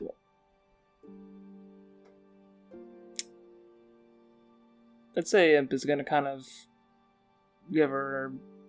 It's kind of just a long look and smirk a little bit eventually. Just be like, well, I have good fucking reason for not wanting to go back to the Aether Garden. I mean, I don't know why you don't want to go back. I got my fucking reasons, though, and none of them are fucking good. Well, then, fine. Right here, right now. You tell me, I tell you. I mean, how long are you gonna hide it for? It's not like... I don't fucking know. I get it. Complexities and deep semantics and whatever the details may be, but... I mean... It might be... I don't know what your stance is on it. I don't know how you work in your own mind, but... I don't know, I would like to consider you my friend. And... I mean, as cliche as the words sound coming out of my mouth, friends tell friends things, right? Yeah, I mean... I guess you're right. Well, then lay it out. I just don't fucking know if I want to. It's... I'm trying to protect someone. That's all I could say. And, Enough. She puts 2 fingers to his forehead and casts Detect Thoughts. Okay. She casts it at 5th level. Ooh. Okay. Veneria, I need you to make a charisma saving throw. Alright. I'm suddenly... You said a charisma saving throw? Yep. That's a 12. Veneria, Oh, fuck. you close your eyes and focus.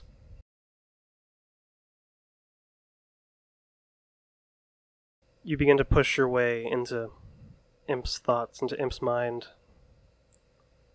looking for answers to your question. But you're not getting anywhere.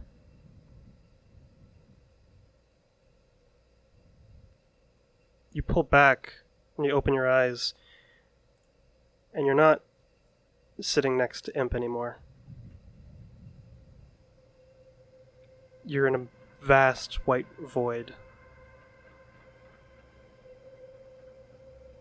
You go to speak confused, but you can't.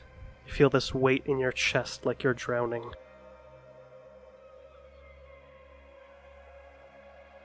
And you feel a presence behind you. You turn in fear. And you see this figure silhouetted in black. Trails of energy pouring off of it. An ethereal skull with glowing orange eyes inside.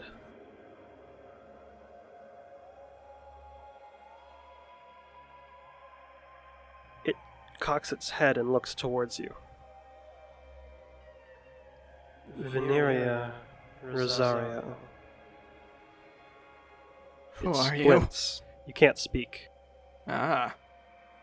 That you go to speak and it's like your lungs are filled with this pressure, like you're drowning.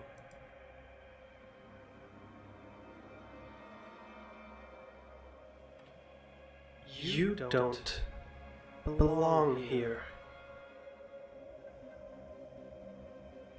And it begins to walk around you and just inspect you from all angles.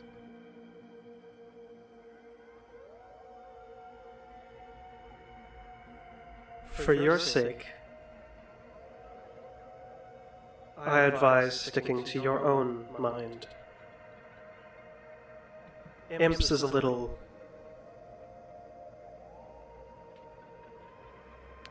occupied.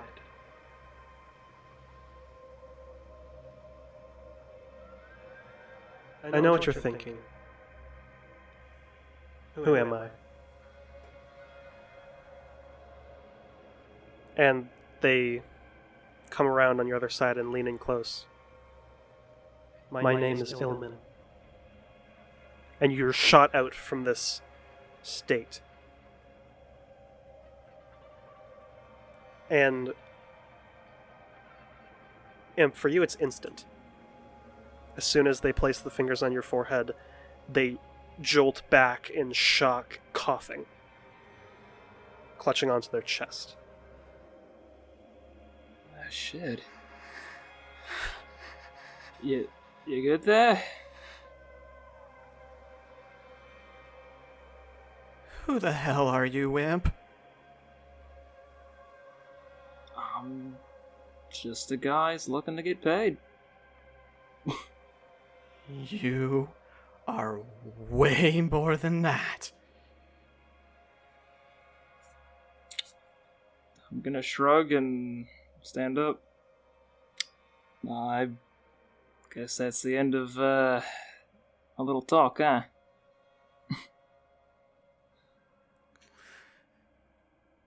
Shit.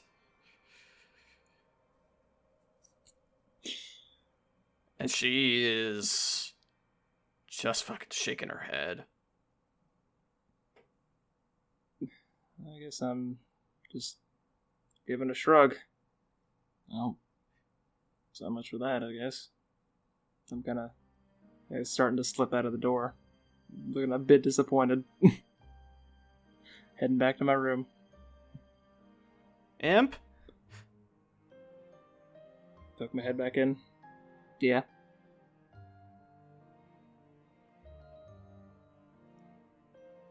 Don't trust the voice in your head. Don't exactly have one, but alrighty. Keep that in mind. Scooting back off to my room.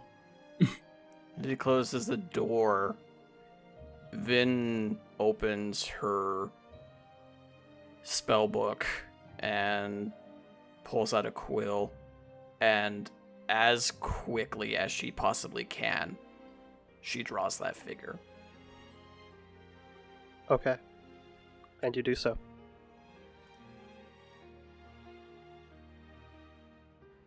Alright. At that point, Amble would be finishing up his conversation downstairs. Is there anything else anyone wanted to do before bed?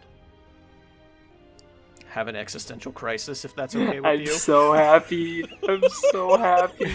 What? I've been wanting that to happen for so long now. Yeah, like outside of the game, so to speak.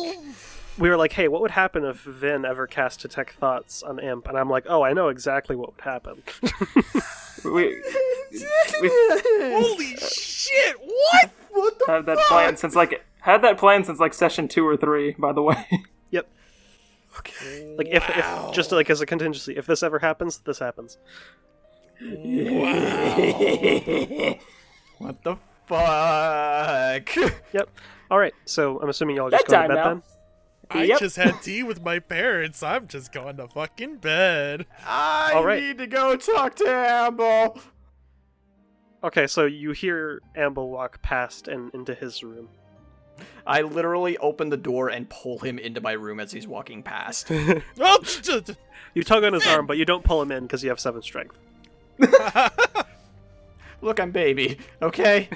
I feel arms just like drag across my arm. I'm like, oh, Finn, what's up? Come in, please. Hurry, quickly. please. Okay. As I unknowingly just walk in, not sure what's going on.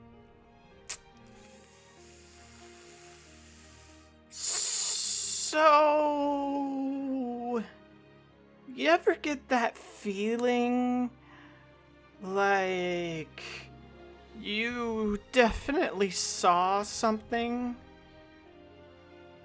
but you definitely aren't sure if it was real?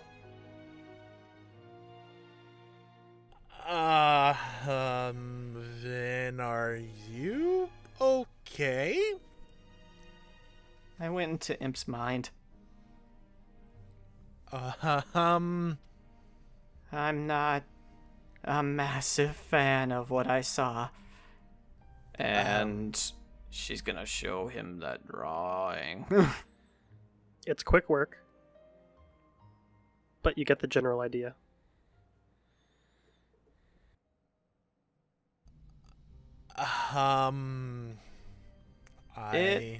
He, whatever, called themselves Illman. Illman. Can I make any kind of check to see what the fuck that is? Because I got... You remember that that's Imp's real name. Oh. Shit, that is. Vin, that's... Yeah, I know. Trust me. I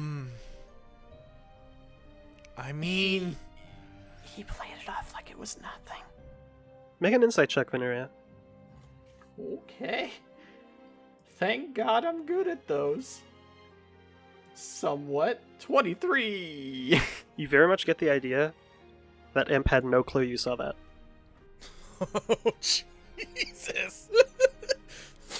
That's kind of what I feared. What is going on in that fucking boy's head?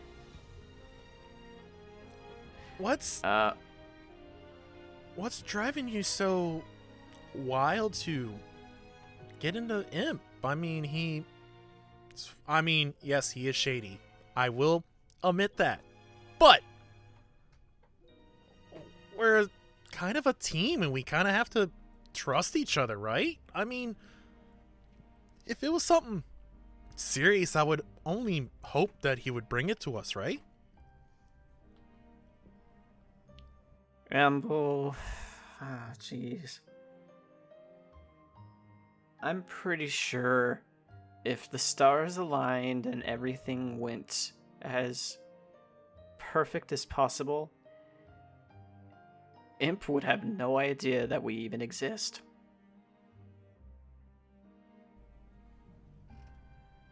How so? Well, he's told me himself he wants to get out of here ASAP. And he just kept repeating, he's no hero. And truth be told with you, Amble, no offense, neither am I.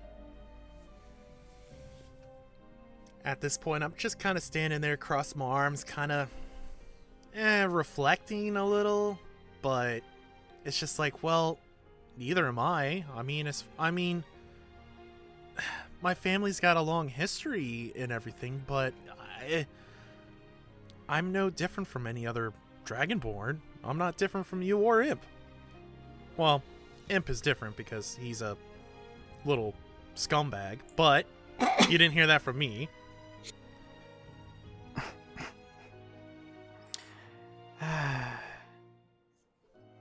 You both are silly and hopeless, but at least you're enduring and kind and willing to go the extra mile. I don't know about him, and I'm worried. Well, time will tell, I guess, right? I mean, he's been here this long. There was nothing really holding him to us. I guess that's fair, but like all these signs and all these connections, suddenly appearing literally out of the ether. Doesn't it all just seem a little bit too coincidental to you? At this point, and especially everything after we just saw in the Ice Fangs, I don't know what to think anymore. It's a lot. It is a lot.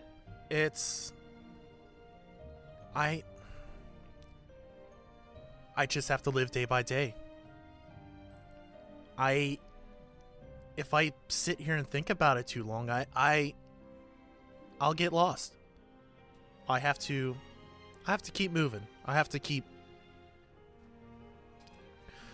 a fresh mind. If that makes any sense. It's gotten me this far, so why stop? Amble, I never told you why I left the Aetherwoods. No. Neither one of you did, I guess. Well, for him I don't know, and now I'm even more curious and terrified. Whoopee, but I was going to be something that I know I'm not. As vague as that sounds. So you are royalty. We fucking knew it. Ah, damn it, Amble. Yes. No, you silly dragonborn. No. I grew up in a completely average family. If a family of mages could be considered average. I was supposed to be the next. I was supposed to take up the reins and lead on towards some sort of goal that is completely fruitless and a complete waste of time. And I got to endure that for 15 years.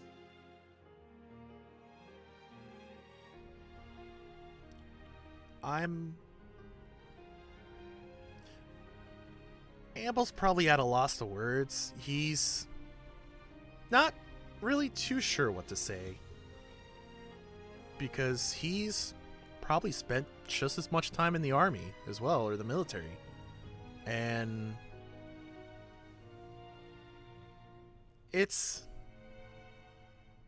some things were pointless to him, but it never felt like a lost cause. Vin, I'm sorry you feel that way, you think this way, but I don't know. No. There had to been... You don't know. I mean... They took my life from me.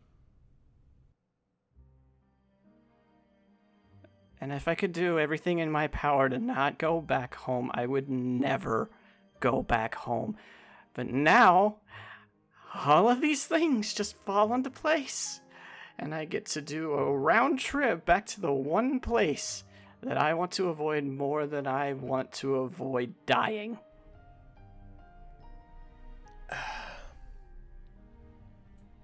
Sometimes you gotta face your fears. And whatever is or will be waiting, at least you know I'll have your back. And I'm sure, I hope at this point now, Imp will as well. So you're not alone. She holds out her pinky finger.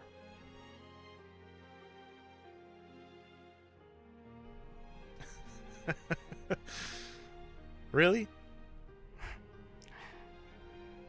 I'm simple. And we do simple things. You promise? I'll simply hook my pinky onto Vin's. I promise. Thank you, Amble. you rest up, all right? You honestly look like shit. I feel like shit. Well, I'll gently like kind of tap her on her arm. Have a good night, all right? more like a good afternoon, but you too. A rest. Have a good rest. Sleep well, Amble. You as well. Then I'll walk out the door. You all cozy up and get ready for a nice long rest.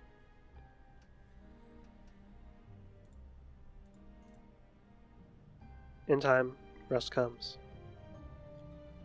But first, I need Kip and KJ to enter the waiting room. Oh no, this again. Oh no! Round 2. See you soon, friends. Bye-bye. Hello. Hello. Let me get some music. There we go. Oh boy. We see you, Imp. Once more in the white void. You were laying, meditating, and when you opened your eyes, you were here. But far more aware than last time. You're not drowning like last time. You're breathing clearly. You hear it before you see it. Your own voice out towards you. Stepping out from behind you comes that silhouetted figure. It's a good thing you did, doing in Lucien like that. That was no easy task, even with the help of a servant of the Raven Queen. He pauses and walks out in front of you, taking a seated position to match your own. There's something I need you to do for me. For us. I'm listening. That arc blade on Lucien's map. It's mine. Ours. Your birthright. You need to recover it. Beneath the waves of Waterkeep.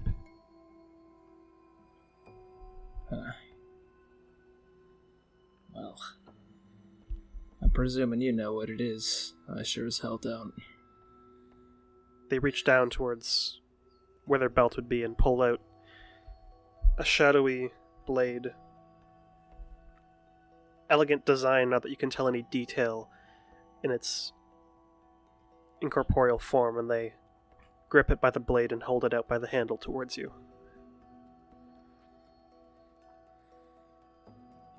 I'm gonna reach out and kind of like pause for a little bit before grabbing it by the hilt.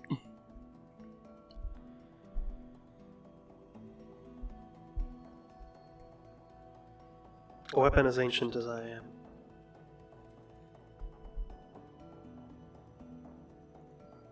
Take it.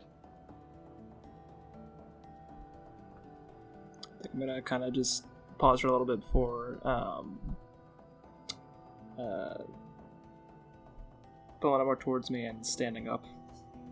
He mirrors and stands up as well. I'm gonna kind of like look at the like I'm gonna like turn the blade around in my hand and kind of just inspect it. As you grip onto it, there's a flash around you. The white void scenery changing, shifting, almost glitching into different views. You see a battlefield. You see a storm. Arcs of lightning raining from the heavens. And for a moment you see within the shadows traces of that lightning begin to spark. Before it vanishes from your hands and dissipates into nothingness. And that shadowed figure leans close, and its clarity returns to you. No longer shadowed. Just as Veneria saw a skull, glowing eyes, and ethereal white hair. And it speaks towards you. You must claim our birthright. And you're jettisoned from this vision.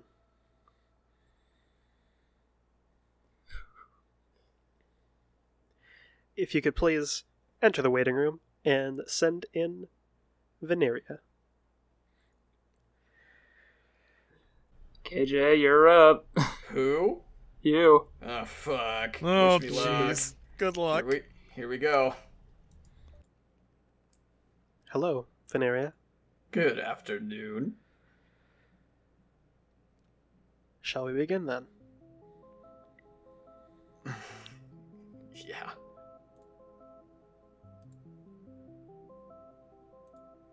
We see you, Veneria, standing in the absolute center of Evergarden. You know you're dreaming. The 5 spires of the Council of Mages surrounding you, staggeringly tall. You stand in a small pavilion with a stairwell spiraling down to the depths of the city. You're scared, but you know you need to descend. Not before you hear steps begin to rise from the stairs. As emerging from the shadows is that shadowed figure, the visage of a tabaxi that speaks in your voice. Vin, you've been doing well. I'm proud, truly. You are deserving of the name Rosario. They say now, standing in front of you. Your violet is just down those steps, waiting to be plucked. You and your allies, more than ready to claim it. Needless to say, Vin, you're taken aback from all of this, but unlike last time, you're lucid. You're aware. What do you say?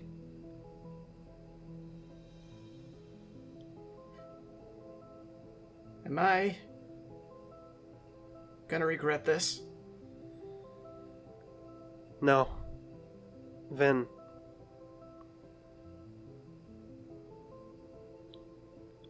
The cycles of life are always turning. And it's time the Aether Violet sees a new champion. And she looks up, and she doesn't say another word. She nods and looks at the staircase and decides, well, now or never. And You take a step. yeah, That figure places a hand on your chest and stops you. And as you do, you see the color begin to return to it, the shadows peeling away. You see a white tabaxi with purple eyes and long black hair. But it's not you.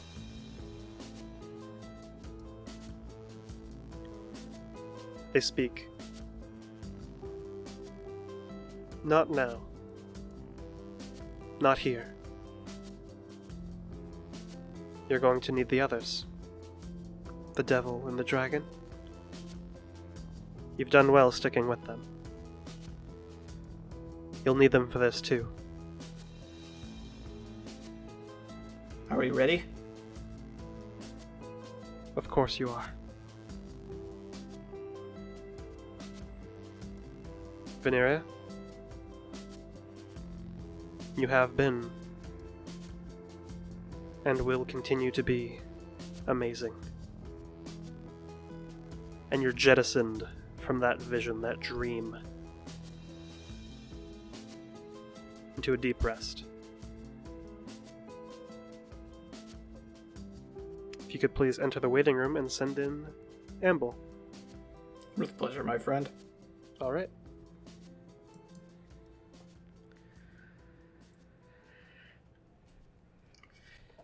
Imp, my friend. Well, my apologies. Amble, my friend. No, I'm not ready. Tell him no. Go back in there and say no.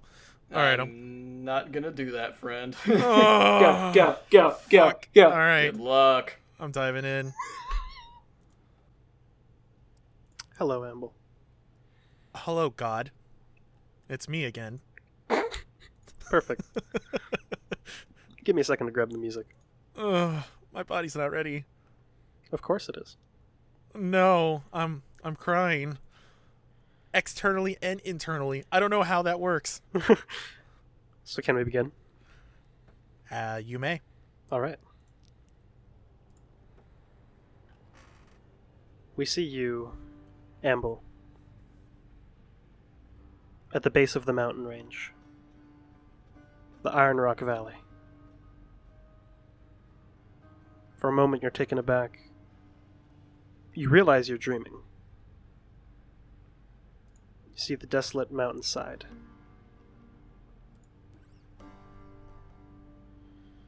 Vast and empty. But you know you need to walk forward. The path ahead almost illuminated in your vision as you begin to walk. But you only manage a few steps before you feel a hand on your shoulder. You turn, are met face to face with that shadowed figure, resembling a dragonborn, speaking in your voice. This path is not one to be walked alone, Amble. And the destination will not be kind to visitors. This path, it leads to the resting place of the sun's iris. Your inheritance. For a moment, you're speechless, but you're in control. What do you say?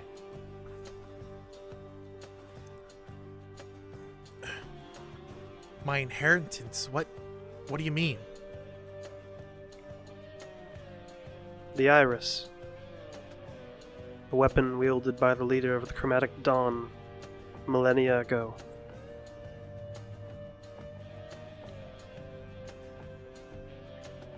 Used by the first of the Markaks. Holy shit.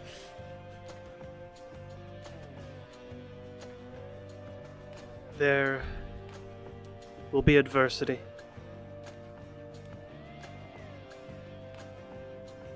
But we don't give up, do we? And as he says that, the shadows fade from the figure and you see a white dragonborn with red eyes.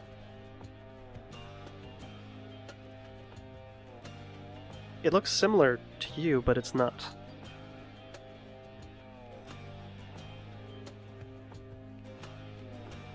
Us Markaks are stubborn folk, after all.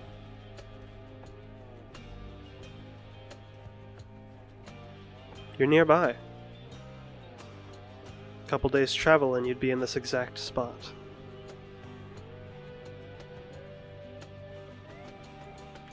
But am I ready? I believe so. The two you travel with. Your brother and sister in arms. The cat and the devil.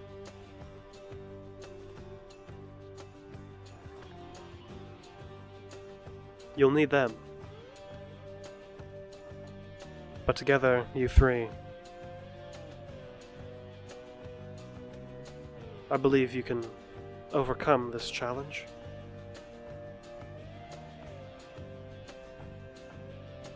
As we did millennia ago.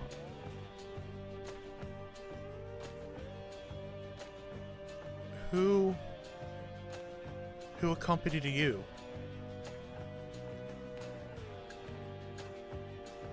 Well, Who was your partners?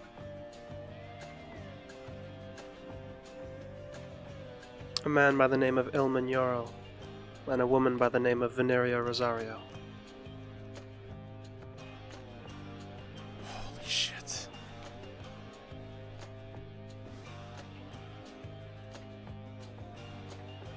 Amble? I think Amble's a little freaked out, but he's looking back at himself essentially, and yeah, yes.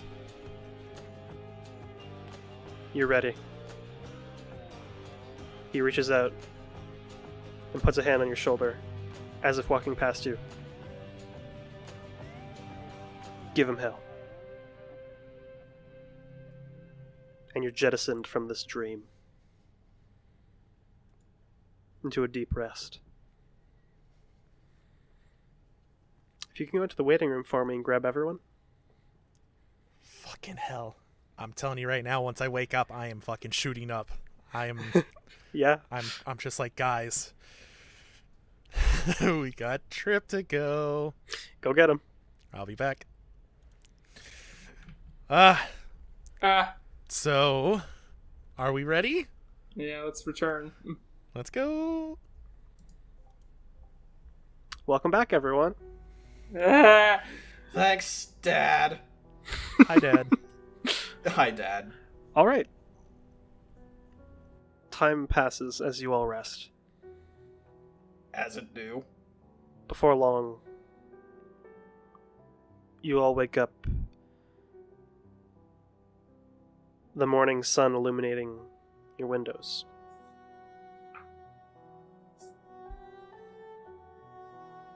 What do you all do?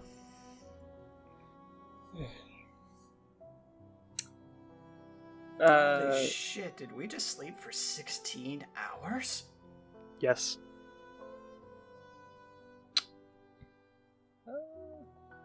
I'd say Imp probably got like more in the ballpark of 10 or 12. Still a lot for him, but Nah, he was out Less than- cold. oh, Yeah. oh, okay, damn. Yeah. It felt like that, but oh no, buddy, you got a lot. Yeah. Oh, so another actual proper night's rest for the little gremlin. Yep. It's now the early hours of the morning. The day is yours. I think as soon as I wake up, it's almost like I'm already on a path. I already see the goal. I'm simply getting up, getting dressed, just ready for a trip. I'm ready, and I'm gonna go see if my other friends are up. And at this point, y'all are about doing the same thing. And it's almost within 30 seconds of each other that you all open your doors. And you give each other another knowing look. You all think back to that time underneath the magic circle.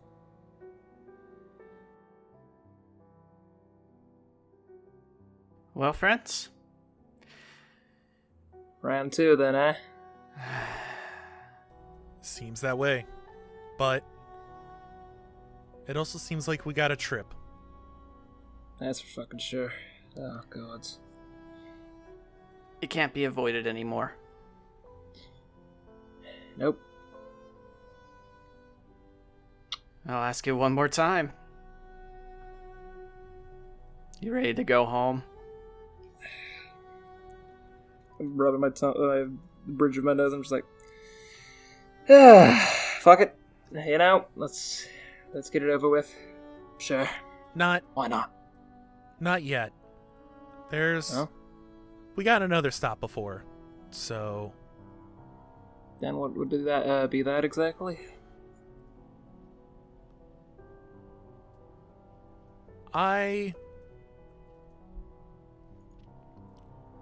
I'm gonna grab something that's been in the family for a very long time, and it's time to go retrieve it. Well, that isn't terribly vague. Honestly, Imp, I don't know where we're gonna walk into. But if it's like these fucking dreams, it's unavoidable at this point. So, gotta jump right into it. Alright.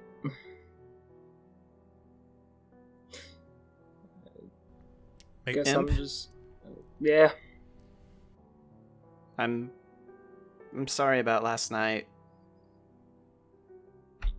Don't be. I guess, yeah, magic or whatever just backfired and... whatever, it's all water under the bridge. I'm fine. You're fine, I hope.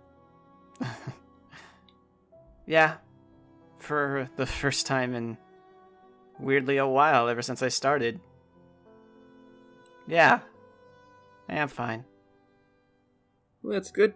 Before we go on our life-changing quests and whatnot, we get some fucking food in our systems? I am dying. Get some for the road.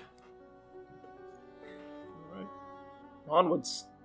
As you make your way downstairs, you see Alxic and Nensis already at the table. They have a small breakfast for them, as well as a little bit for y'all. Good morning, then. I'll sleep well, I suppose, all the way through the night. It's been one hell of a day before that. Kinda needed it. Yeah, I'd say that. Well, you must be starving. Without a You see doubt. they have like a eggs and bacon and pancake breakfast. Oh, excellent. And I've homestyle is shit. Yes. I know I've been away for about a year. I absolutely fucking love this. They got like tater tots and hash browns. And, Yes. Cow is projecting his hash brown love. Yep, I'm projecting my hash brown His love upon you all. Fetish. It's not what? Disgusting human being. Calm down. If, That's if, disgusting. if loving a fucking hash brown is fucking wrong, I don't want to be right. Honestly, You know what? That is some of the best logic I've heard all day. the Marquette's family tradition, hash browns everywhere. But yeah, you got hash browns, tater tots, pancakes, couple waffles, bacon, sausages, all of it. Small breakfast, by the way. For a family of Dragonborn, yeah. Yeah. That's a good point. Back to back. Alright, horf. Yup. Destroy. Y'all seem in a Wildebeests. bit of a rush, huh? Places to be. We got Translation, yeah, we've come to the realization, after some discussing before he passed out last night, that, yeah, we need to get moving with some speed. Not to be rude or anything, but yeah, it's time sensitive. Not to be rude or I anything with a understand. fucking mouthful, you fucking asshole. I finished eating. I was translating for Vin because she was being the abomination. Okay. A little pancake in my mouth. little respect, come on. Ugh. I can't help it. It's a good pancake. Oh god. Thank you. I've been working on the recipe for a while. Your cooking amazing. She just smiles happily at you. Well, I hate to see you go so soon, Amble, but there's no stopping destiny, I suppose. One can say. We'll definitely be back. Come back soon. We'll definitely be through. Got a little side adventure to go up, what, the Ironlock Valley, you said? The name of the mountain range around Ironlock is the Iron Rock Valley. Oh. Gotta go up the Iron Rock to scout for something, and then, we're heading back south, so we'll definitely walk through, Okay. Be safe, okay? like always. Yeah, at that point, Nensis speaks up. He's a Margax. He doesn't need to be safe. Well, come on, Dad, being dumb gets you killed. That's exactly why we're not dumb. If he acts dumb, we'll keep him in one piece. I appreciate And if he it. falls in 2, I'll put him back in 1. Impressive. Well, Wait, you can actually do that? magic's Bitch, weird. I'm awesome. That's what I'm saying. Hate to see you go so soon, but no point keeping you. You got a place to be. Best be on it. Thank you so much for your hospitality. I really appreciate Of course. Anything for Amble here. Well, I greatly appreciate it. If the other two come back before I do, I'll give them your regards. thank you. Right. I'm getting to my feet and I'm scooting out the door, giving them a polite little wave, but I'm eager to get a move on. Yep. Vin does the same. Before Amble leaves, they're stopped for a hug from Mom and Dad. Without a doubt. Be safe. I definitely will. And I'm sure Orin will as well. Yeah. He gives you a knowing look. And a nod. Good luck. Thank you. We'll be back soon. Sooner than you think. I eagerly await your return. Make sure you make enough pancakes for everyone. You know we always do. Love you guys. Love you too, Amble.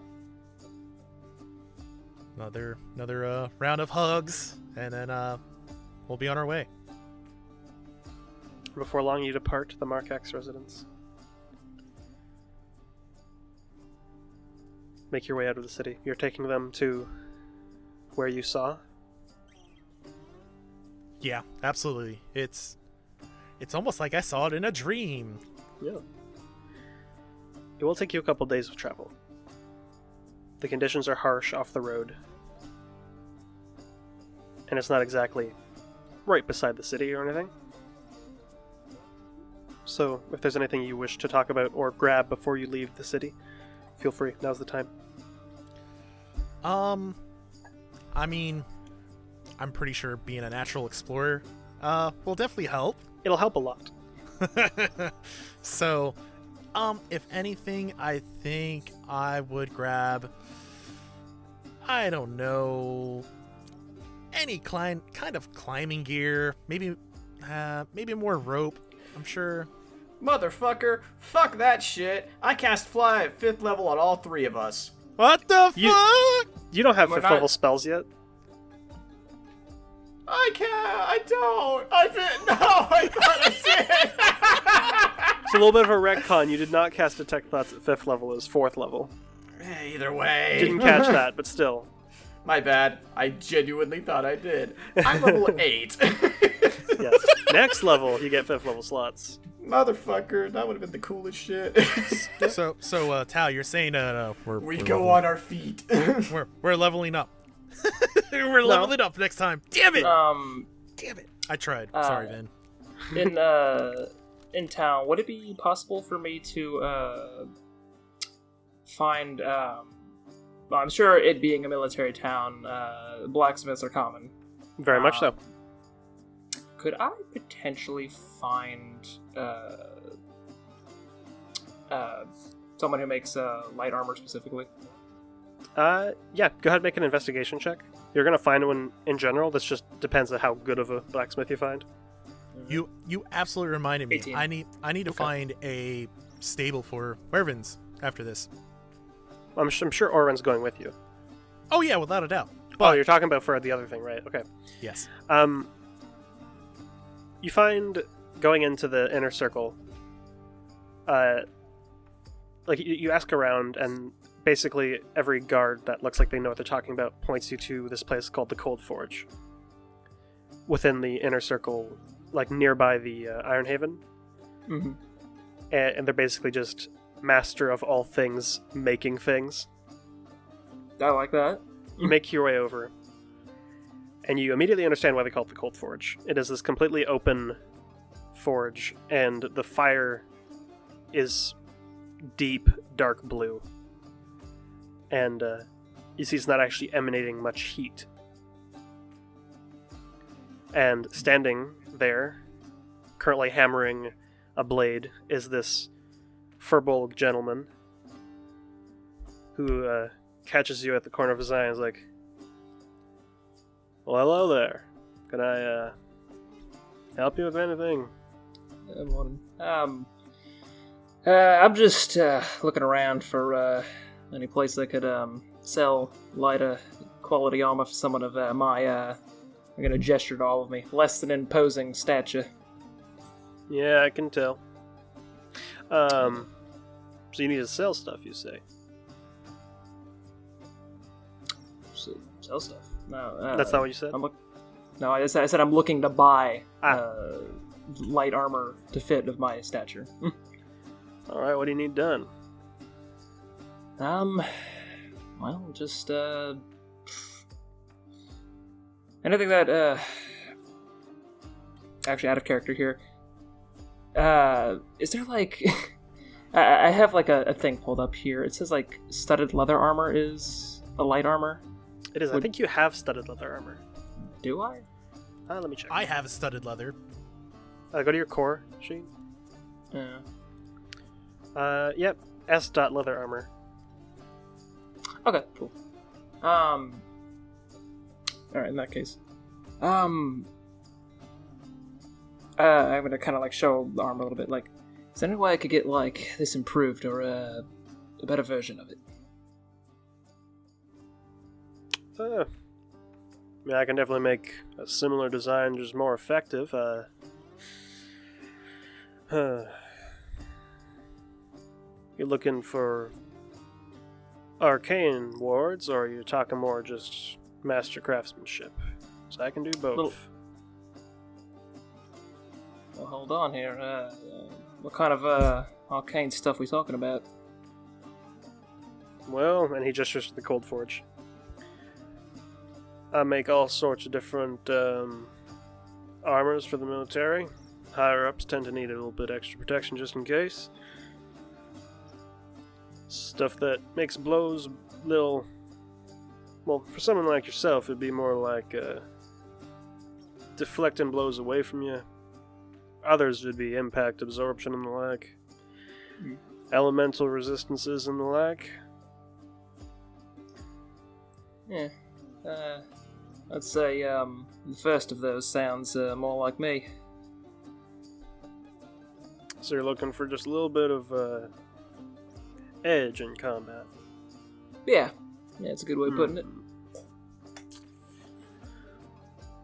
I can see about that, getting that done. You want me to just enchant your current set in my forge, or do you need a new set?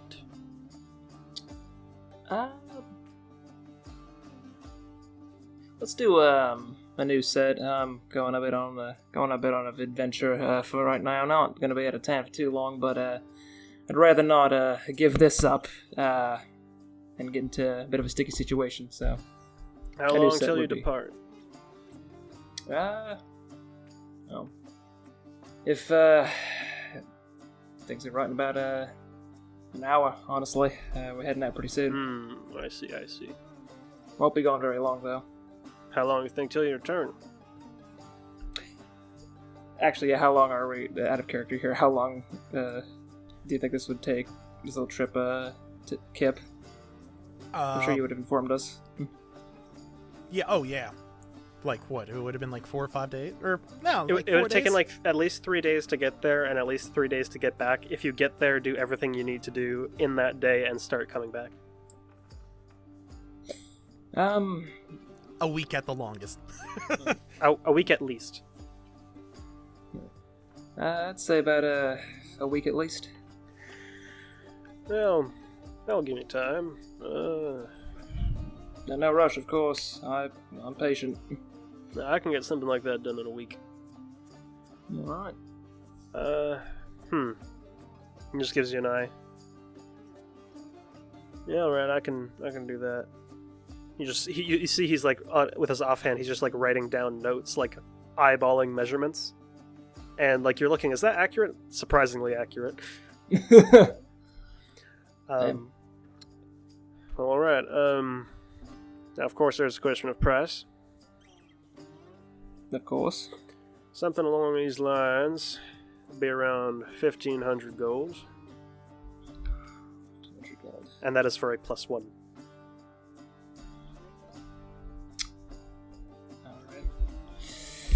Alright. You know? That's pricey, but considering all the gods recommended, yeah, I'd say quality's worth it. Yeah, that sounds good. I'm gonna go with that. Alright. How we're gonna have this work, since it is quite the valuable item, I'm gonna need at least half up front as a down payment, and then the rest when you come back for it. That way I don't just make it, and if you leave and don't come back, at least I have something for my trouble. Yeah, well, totally fair. So, And, $750. I will pay the very nice Firbolg $750 gold. Much obliged, friend. Thank you. It'll be ready by the time you return. Provided you don't come back in 10 minutes. Thank you kindly. And, Good luck out there. alright. He just immediately sets like the blade he was working on aside and just starts pulling out scraps of leather and metal, and he's already starting to like tinker with it to put together a set. Alrighty. Oh, by the way, from the ledgers, never got your name. You just call me Imp. Fair enough. You can call me Avrin. Everin. Right. Keep it in mind. Thank you, sir.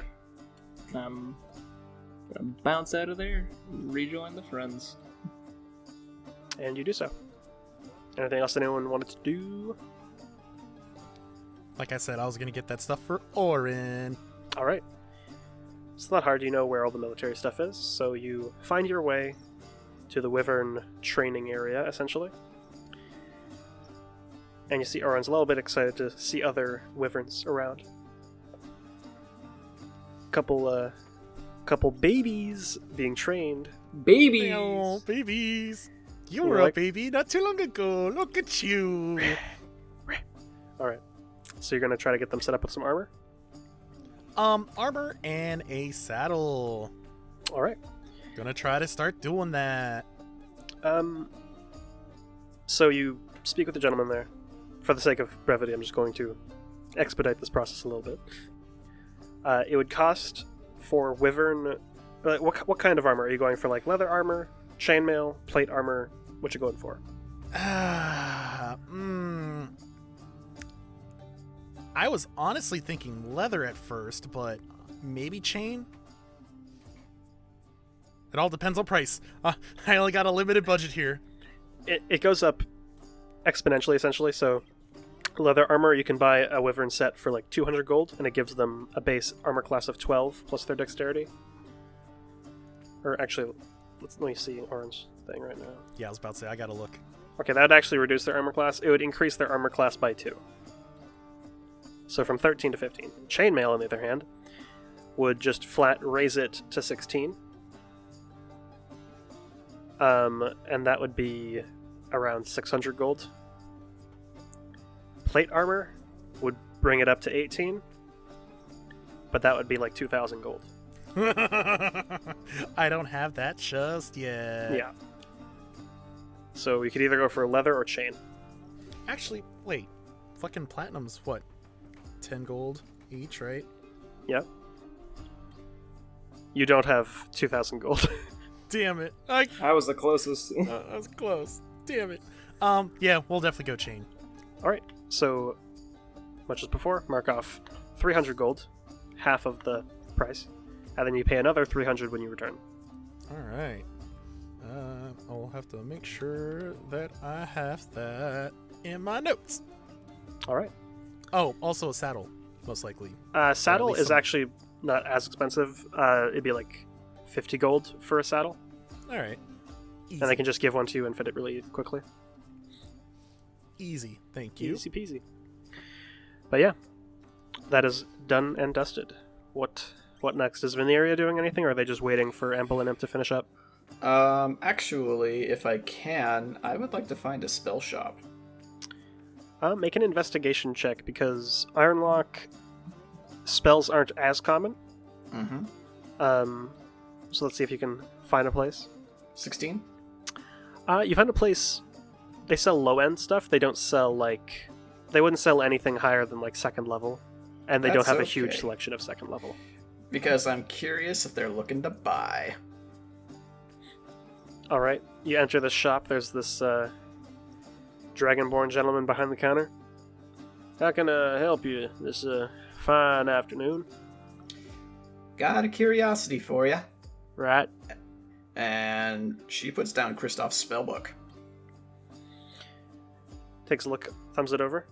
Well, this is a mighty fine piece of parchment you got here. Oh, lordy. I'm looking to sell. Well then, I'm certainly interested. Name a price. Something like this. Fine penmanship and the like. 150 gold. Done. Say no more. Well, alright then. They set 150 gold on the counter. Thanks for doing Beautiful. business. Thank you kindly. And she goes out the door and it's like, okay, who the hell can I find to find me some new clothes? I need something nice for my homecoming. She goes looking for a clothier. Alright. That one's a lot easier to find. You just ask around, be able to give you directions. And you end up finding this little shop. And you enter inside, and there's a furbolg lady. Looks like she's quite young, but the shop is just filled with various different noble attires. Sweet. You hear a little bell jingle as the door opens. Oh, how can I help you today? And she kind of holds open her robes and is like, I need an upgrade, dear. Looking for some regalia? Little bit. I can help you with that. I got one question and one question for you only. Alright. You got anything in black? They just open up a drawer filled with various different black silks and fabrics that are very fancy. I can make many things in black. And she simply says, I need this, and I need the big poof around the collar because that's very important. But I need that purple stripe on it too that you see on mine if you can. Yeah, I can do that for you. Eyes you up and down. I'll need to take some measurements, but give me 4 days. I'll have it done. Works for me, I think. Alright. They take measurements from you. The price is going to be on the more expensive side, given as it's... Well, let's just say you have a lot of surface area. It's going to be around 20 gold. But it's going to be made of the finest fabric in all the Wyldwoods. Perfect. And we'll plop 2 platinum in that hand. Much obliged. Come back and, well, whenever you're available. And they pocket both the coins. And she finger guns them and goes out the door. Alright. You all look for her friends. You all regroup at a designated spot. Shortly after, having done all your orders, and you're all ready to go. Well, Amber, Ready? Well, lead on. Are we ready? Yep. Imp, He's muted. Oh, Uh-oh, Daddy. sorry, forgot I was muted. Imp Lead is joining the on. Discord call. Oh, Yeah. So you're leading them, Amble? Yeah, without a doubt. Alright. All right. So Let's you get all, that bread. using the map that you got from Lucien's Manor, you begin making your way towards the sun's iris. And well, it takes you a couple days, about 3 days of travel. But you find your way at the base of the mountain range the exact spot that you saw in your dream. Goosebumps. You take a step forward, and for a moment you feel as if that hand's going to be placed on your shoulder again, but it doesn't. You take that step, and Imp and Veneria take that step with you. I was about to say, I feel like almost like instinct. Like I look behind me, expecting to see that visage, but It's nope. just them. I see my friends And Oren. and Oren, the baby. The baby. Okay, how's the saddle? You all walk up the mountain range. This path that you saw illuminated in your dream. At first glance, and to Imp and Veneria, it doesn't even look like a path. It just looks like more desolate rocks and wasteland.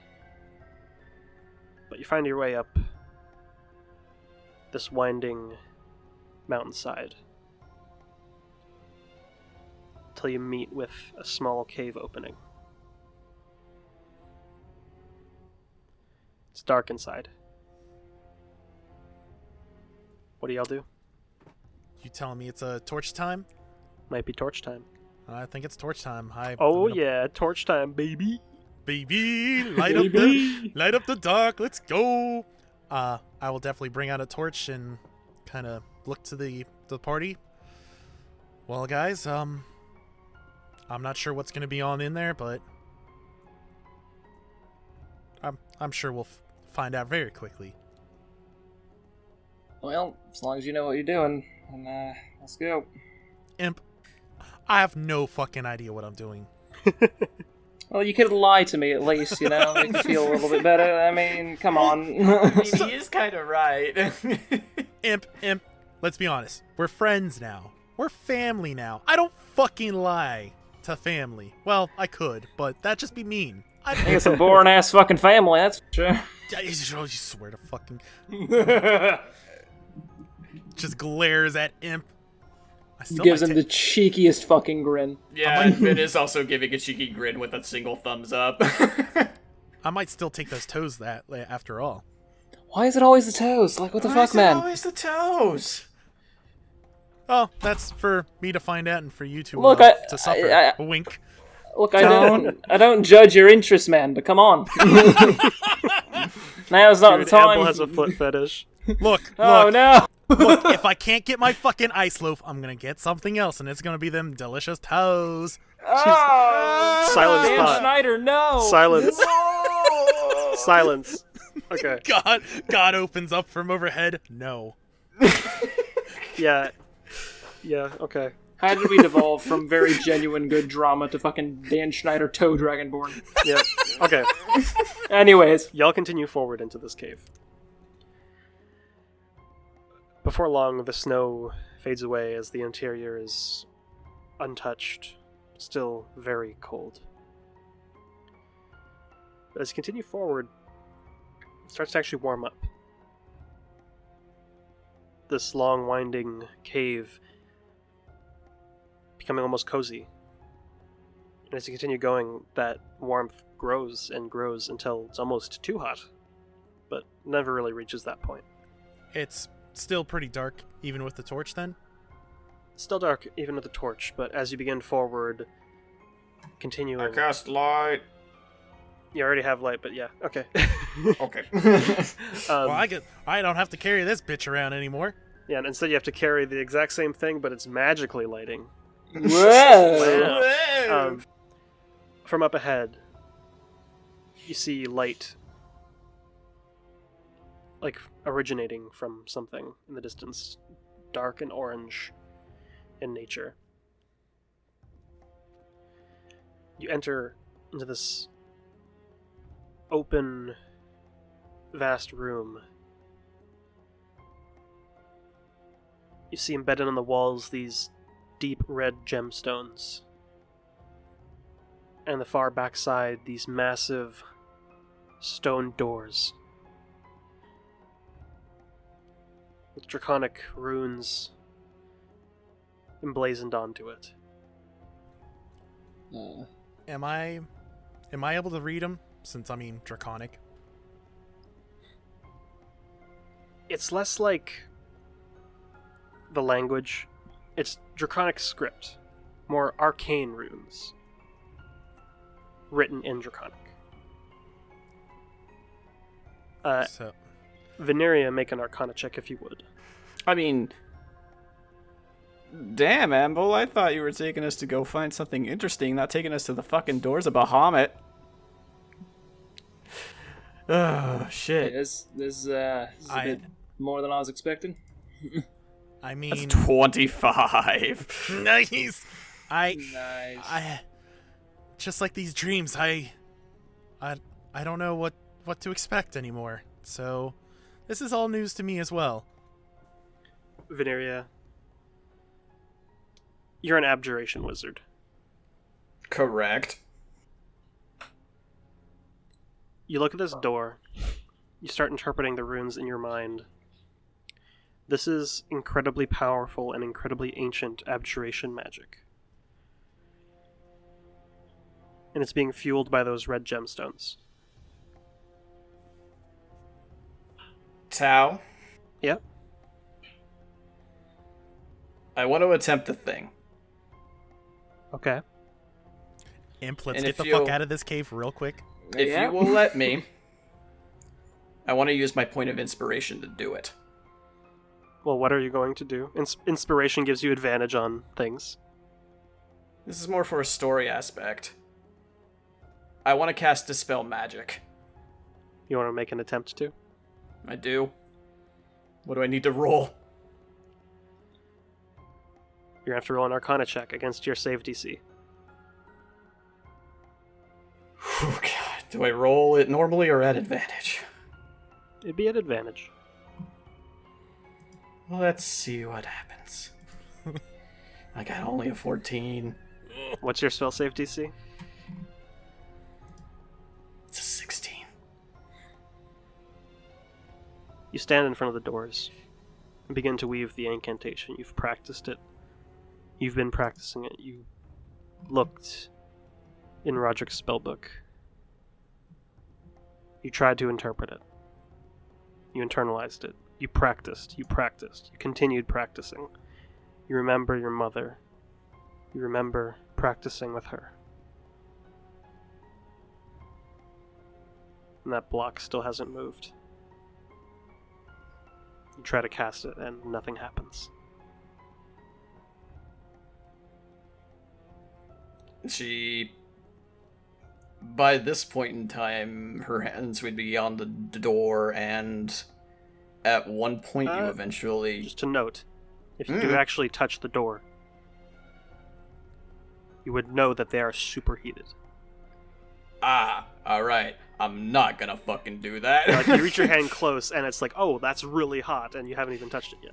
Alright, she would have her hands held out, and after a moment they would glow, and just glow and glow before it just fucking sparks. And she just fucking sits down and just goes, fuck! Well, alright. I can't get through. Well, I think the Dragonborn here is the one who probably knows how to get through.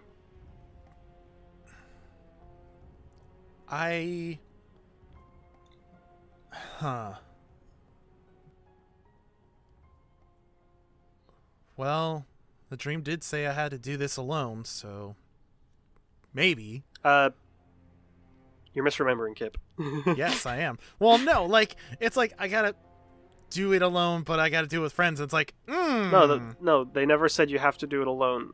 They said you can't do it alone. but they're not welcomed. And it's just like, What do you mean they're not welcome? What? I'm pretty sure that. Fuck you! They didn't I'm say tired. that. I'm drained. I'm going home. Kip new ears. Yes, please.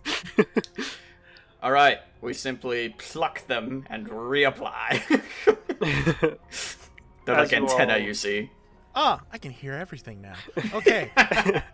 Asvin releases this arcane energy and slumps to the ground. You all approach, just taken in the room again, not quite sure where to go. I'm warm and defeated. Do you relay all the information that you got from your Arcana check? Yeah. Okay, so you all Just would know like, that it's heavy abjuration magic, and the crystals are powering it. yes, they are.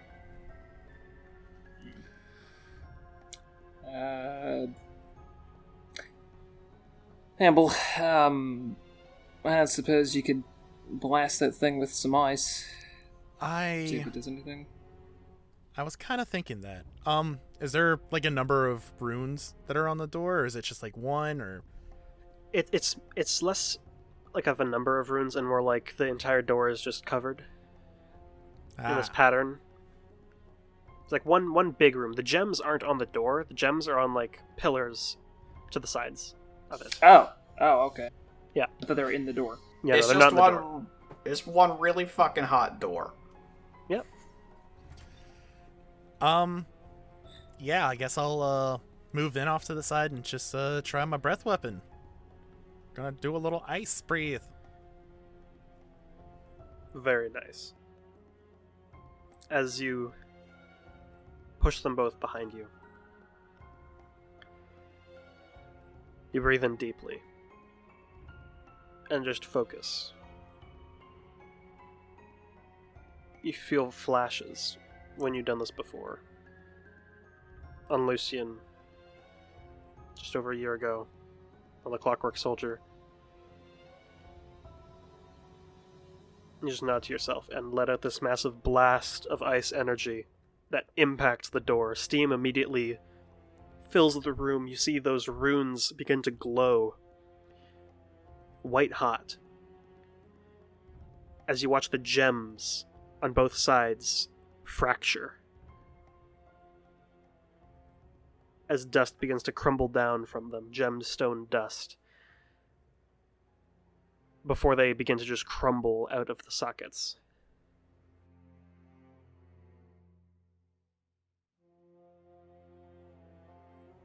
So the door slowly begins to and open.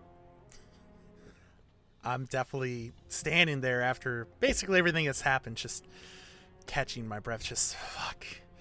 Ah, nice job. Damn. Well, found a door or a key. let's oh boy. At this point in time, you hear footsteps coming down from the cave behind you. Oh boy. I'm gonna bring out my sword. And emerging is a figure. They have long black hair. Their eyes are almost draconic in nature. Their right arm entirely covered in these red scales, but they have the appearance of a half-elf. They have this red scaled tail.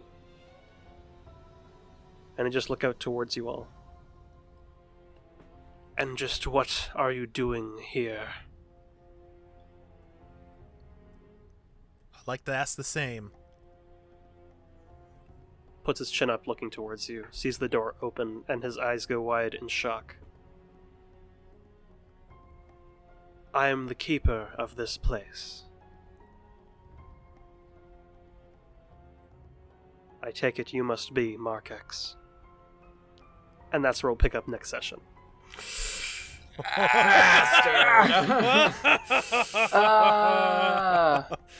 Oh, that art. Yeah. Voice text for that's art. So good. Oh, Oh, he's pretty. what a pretty boy. Ooh. Oh, good session, y'all. Fuck. That was so good, guys. Damn. Yes. All right. E-I-A-O. Audio jungle. Audio jungle. But regardless, thank y'all for watching. I'll catch you next time on the Arcanum Genesis, where I make more people cry. Woo! Thanks. Bye, y'all.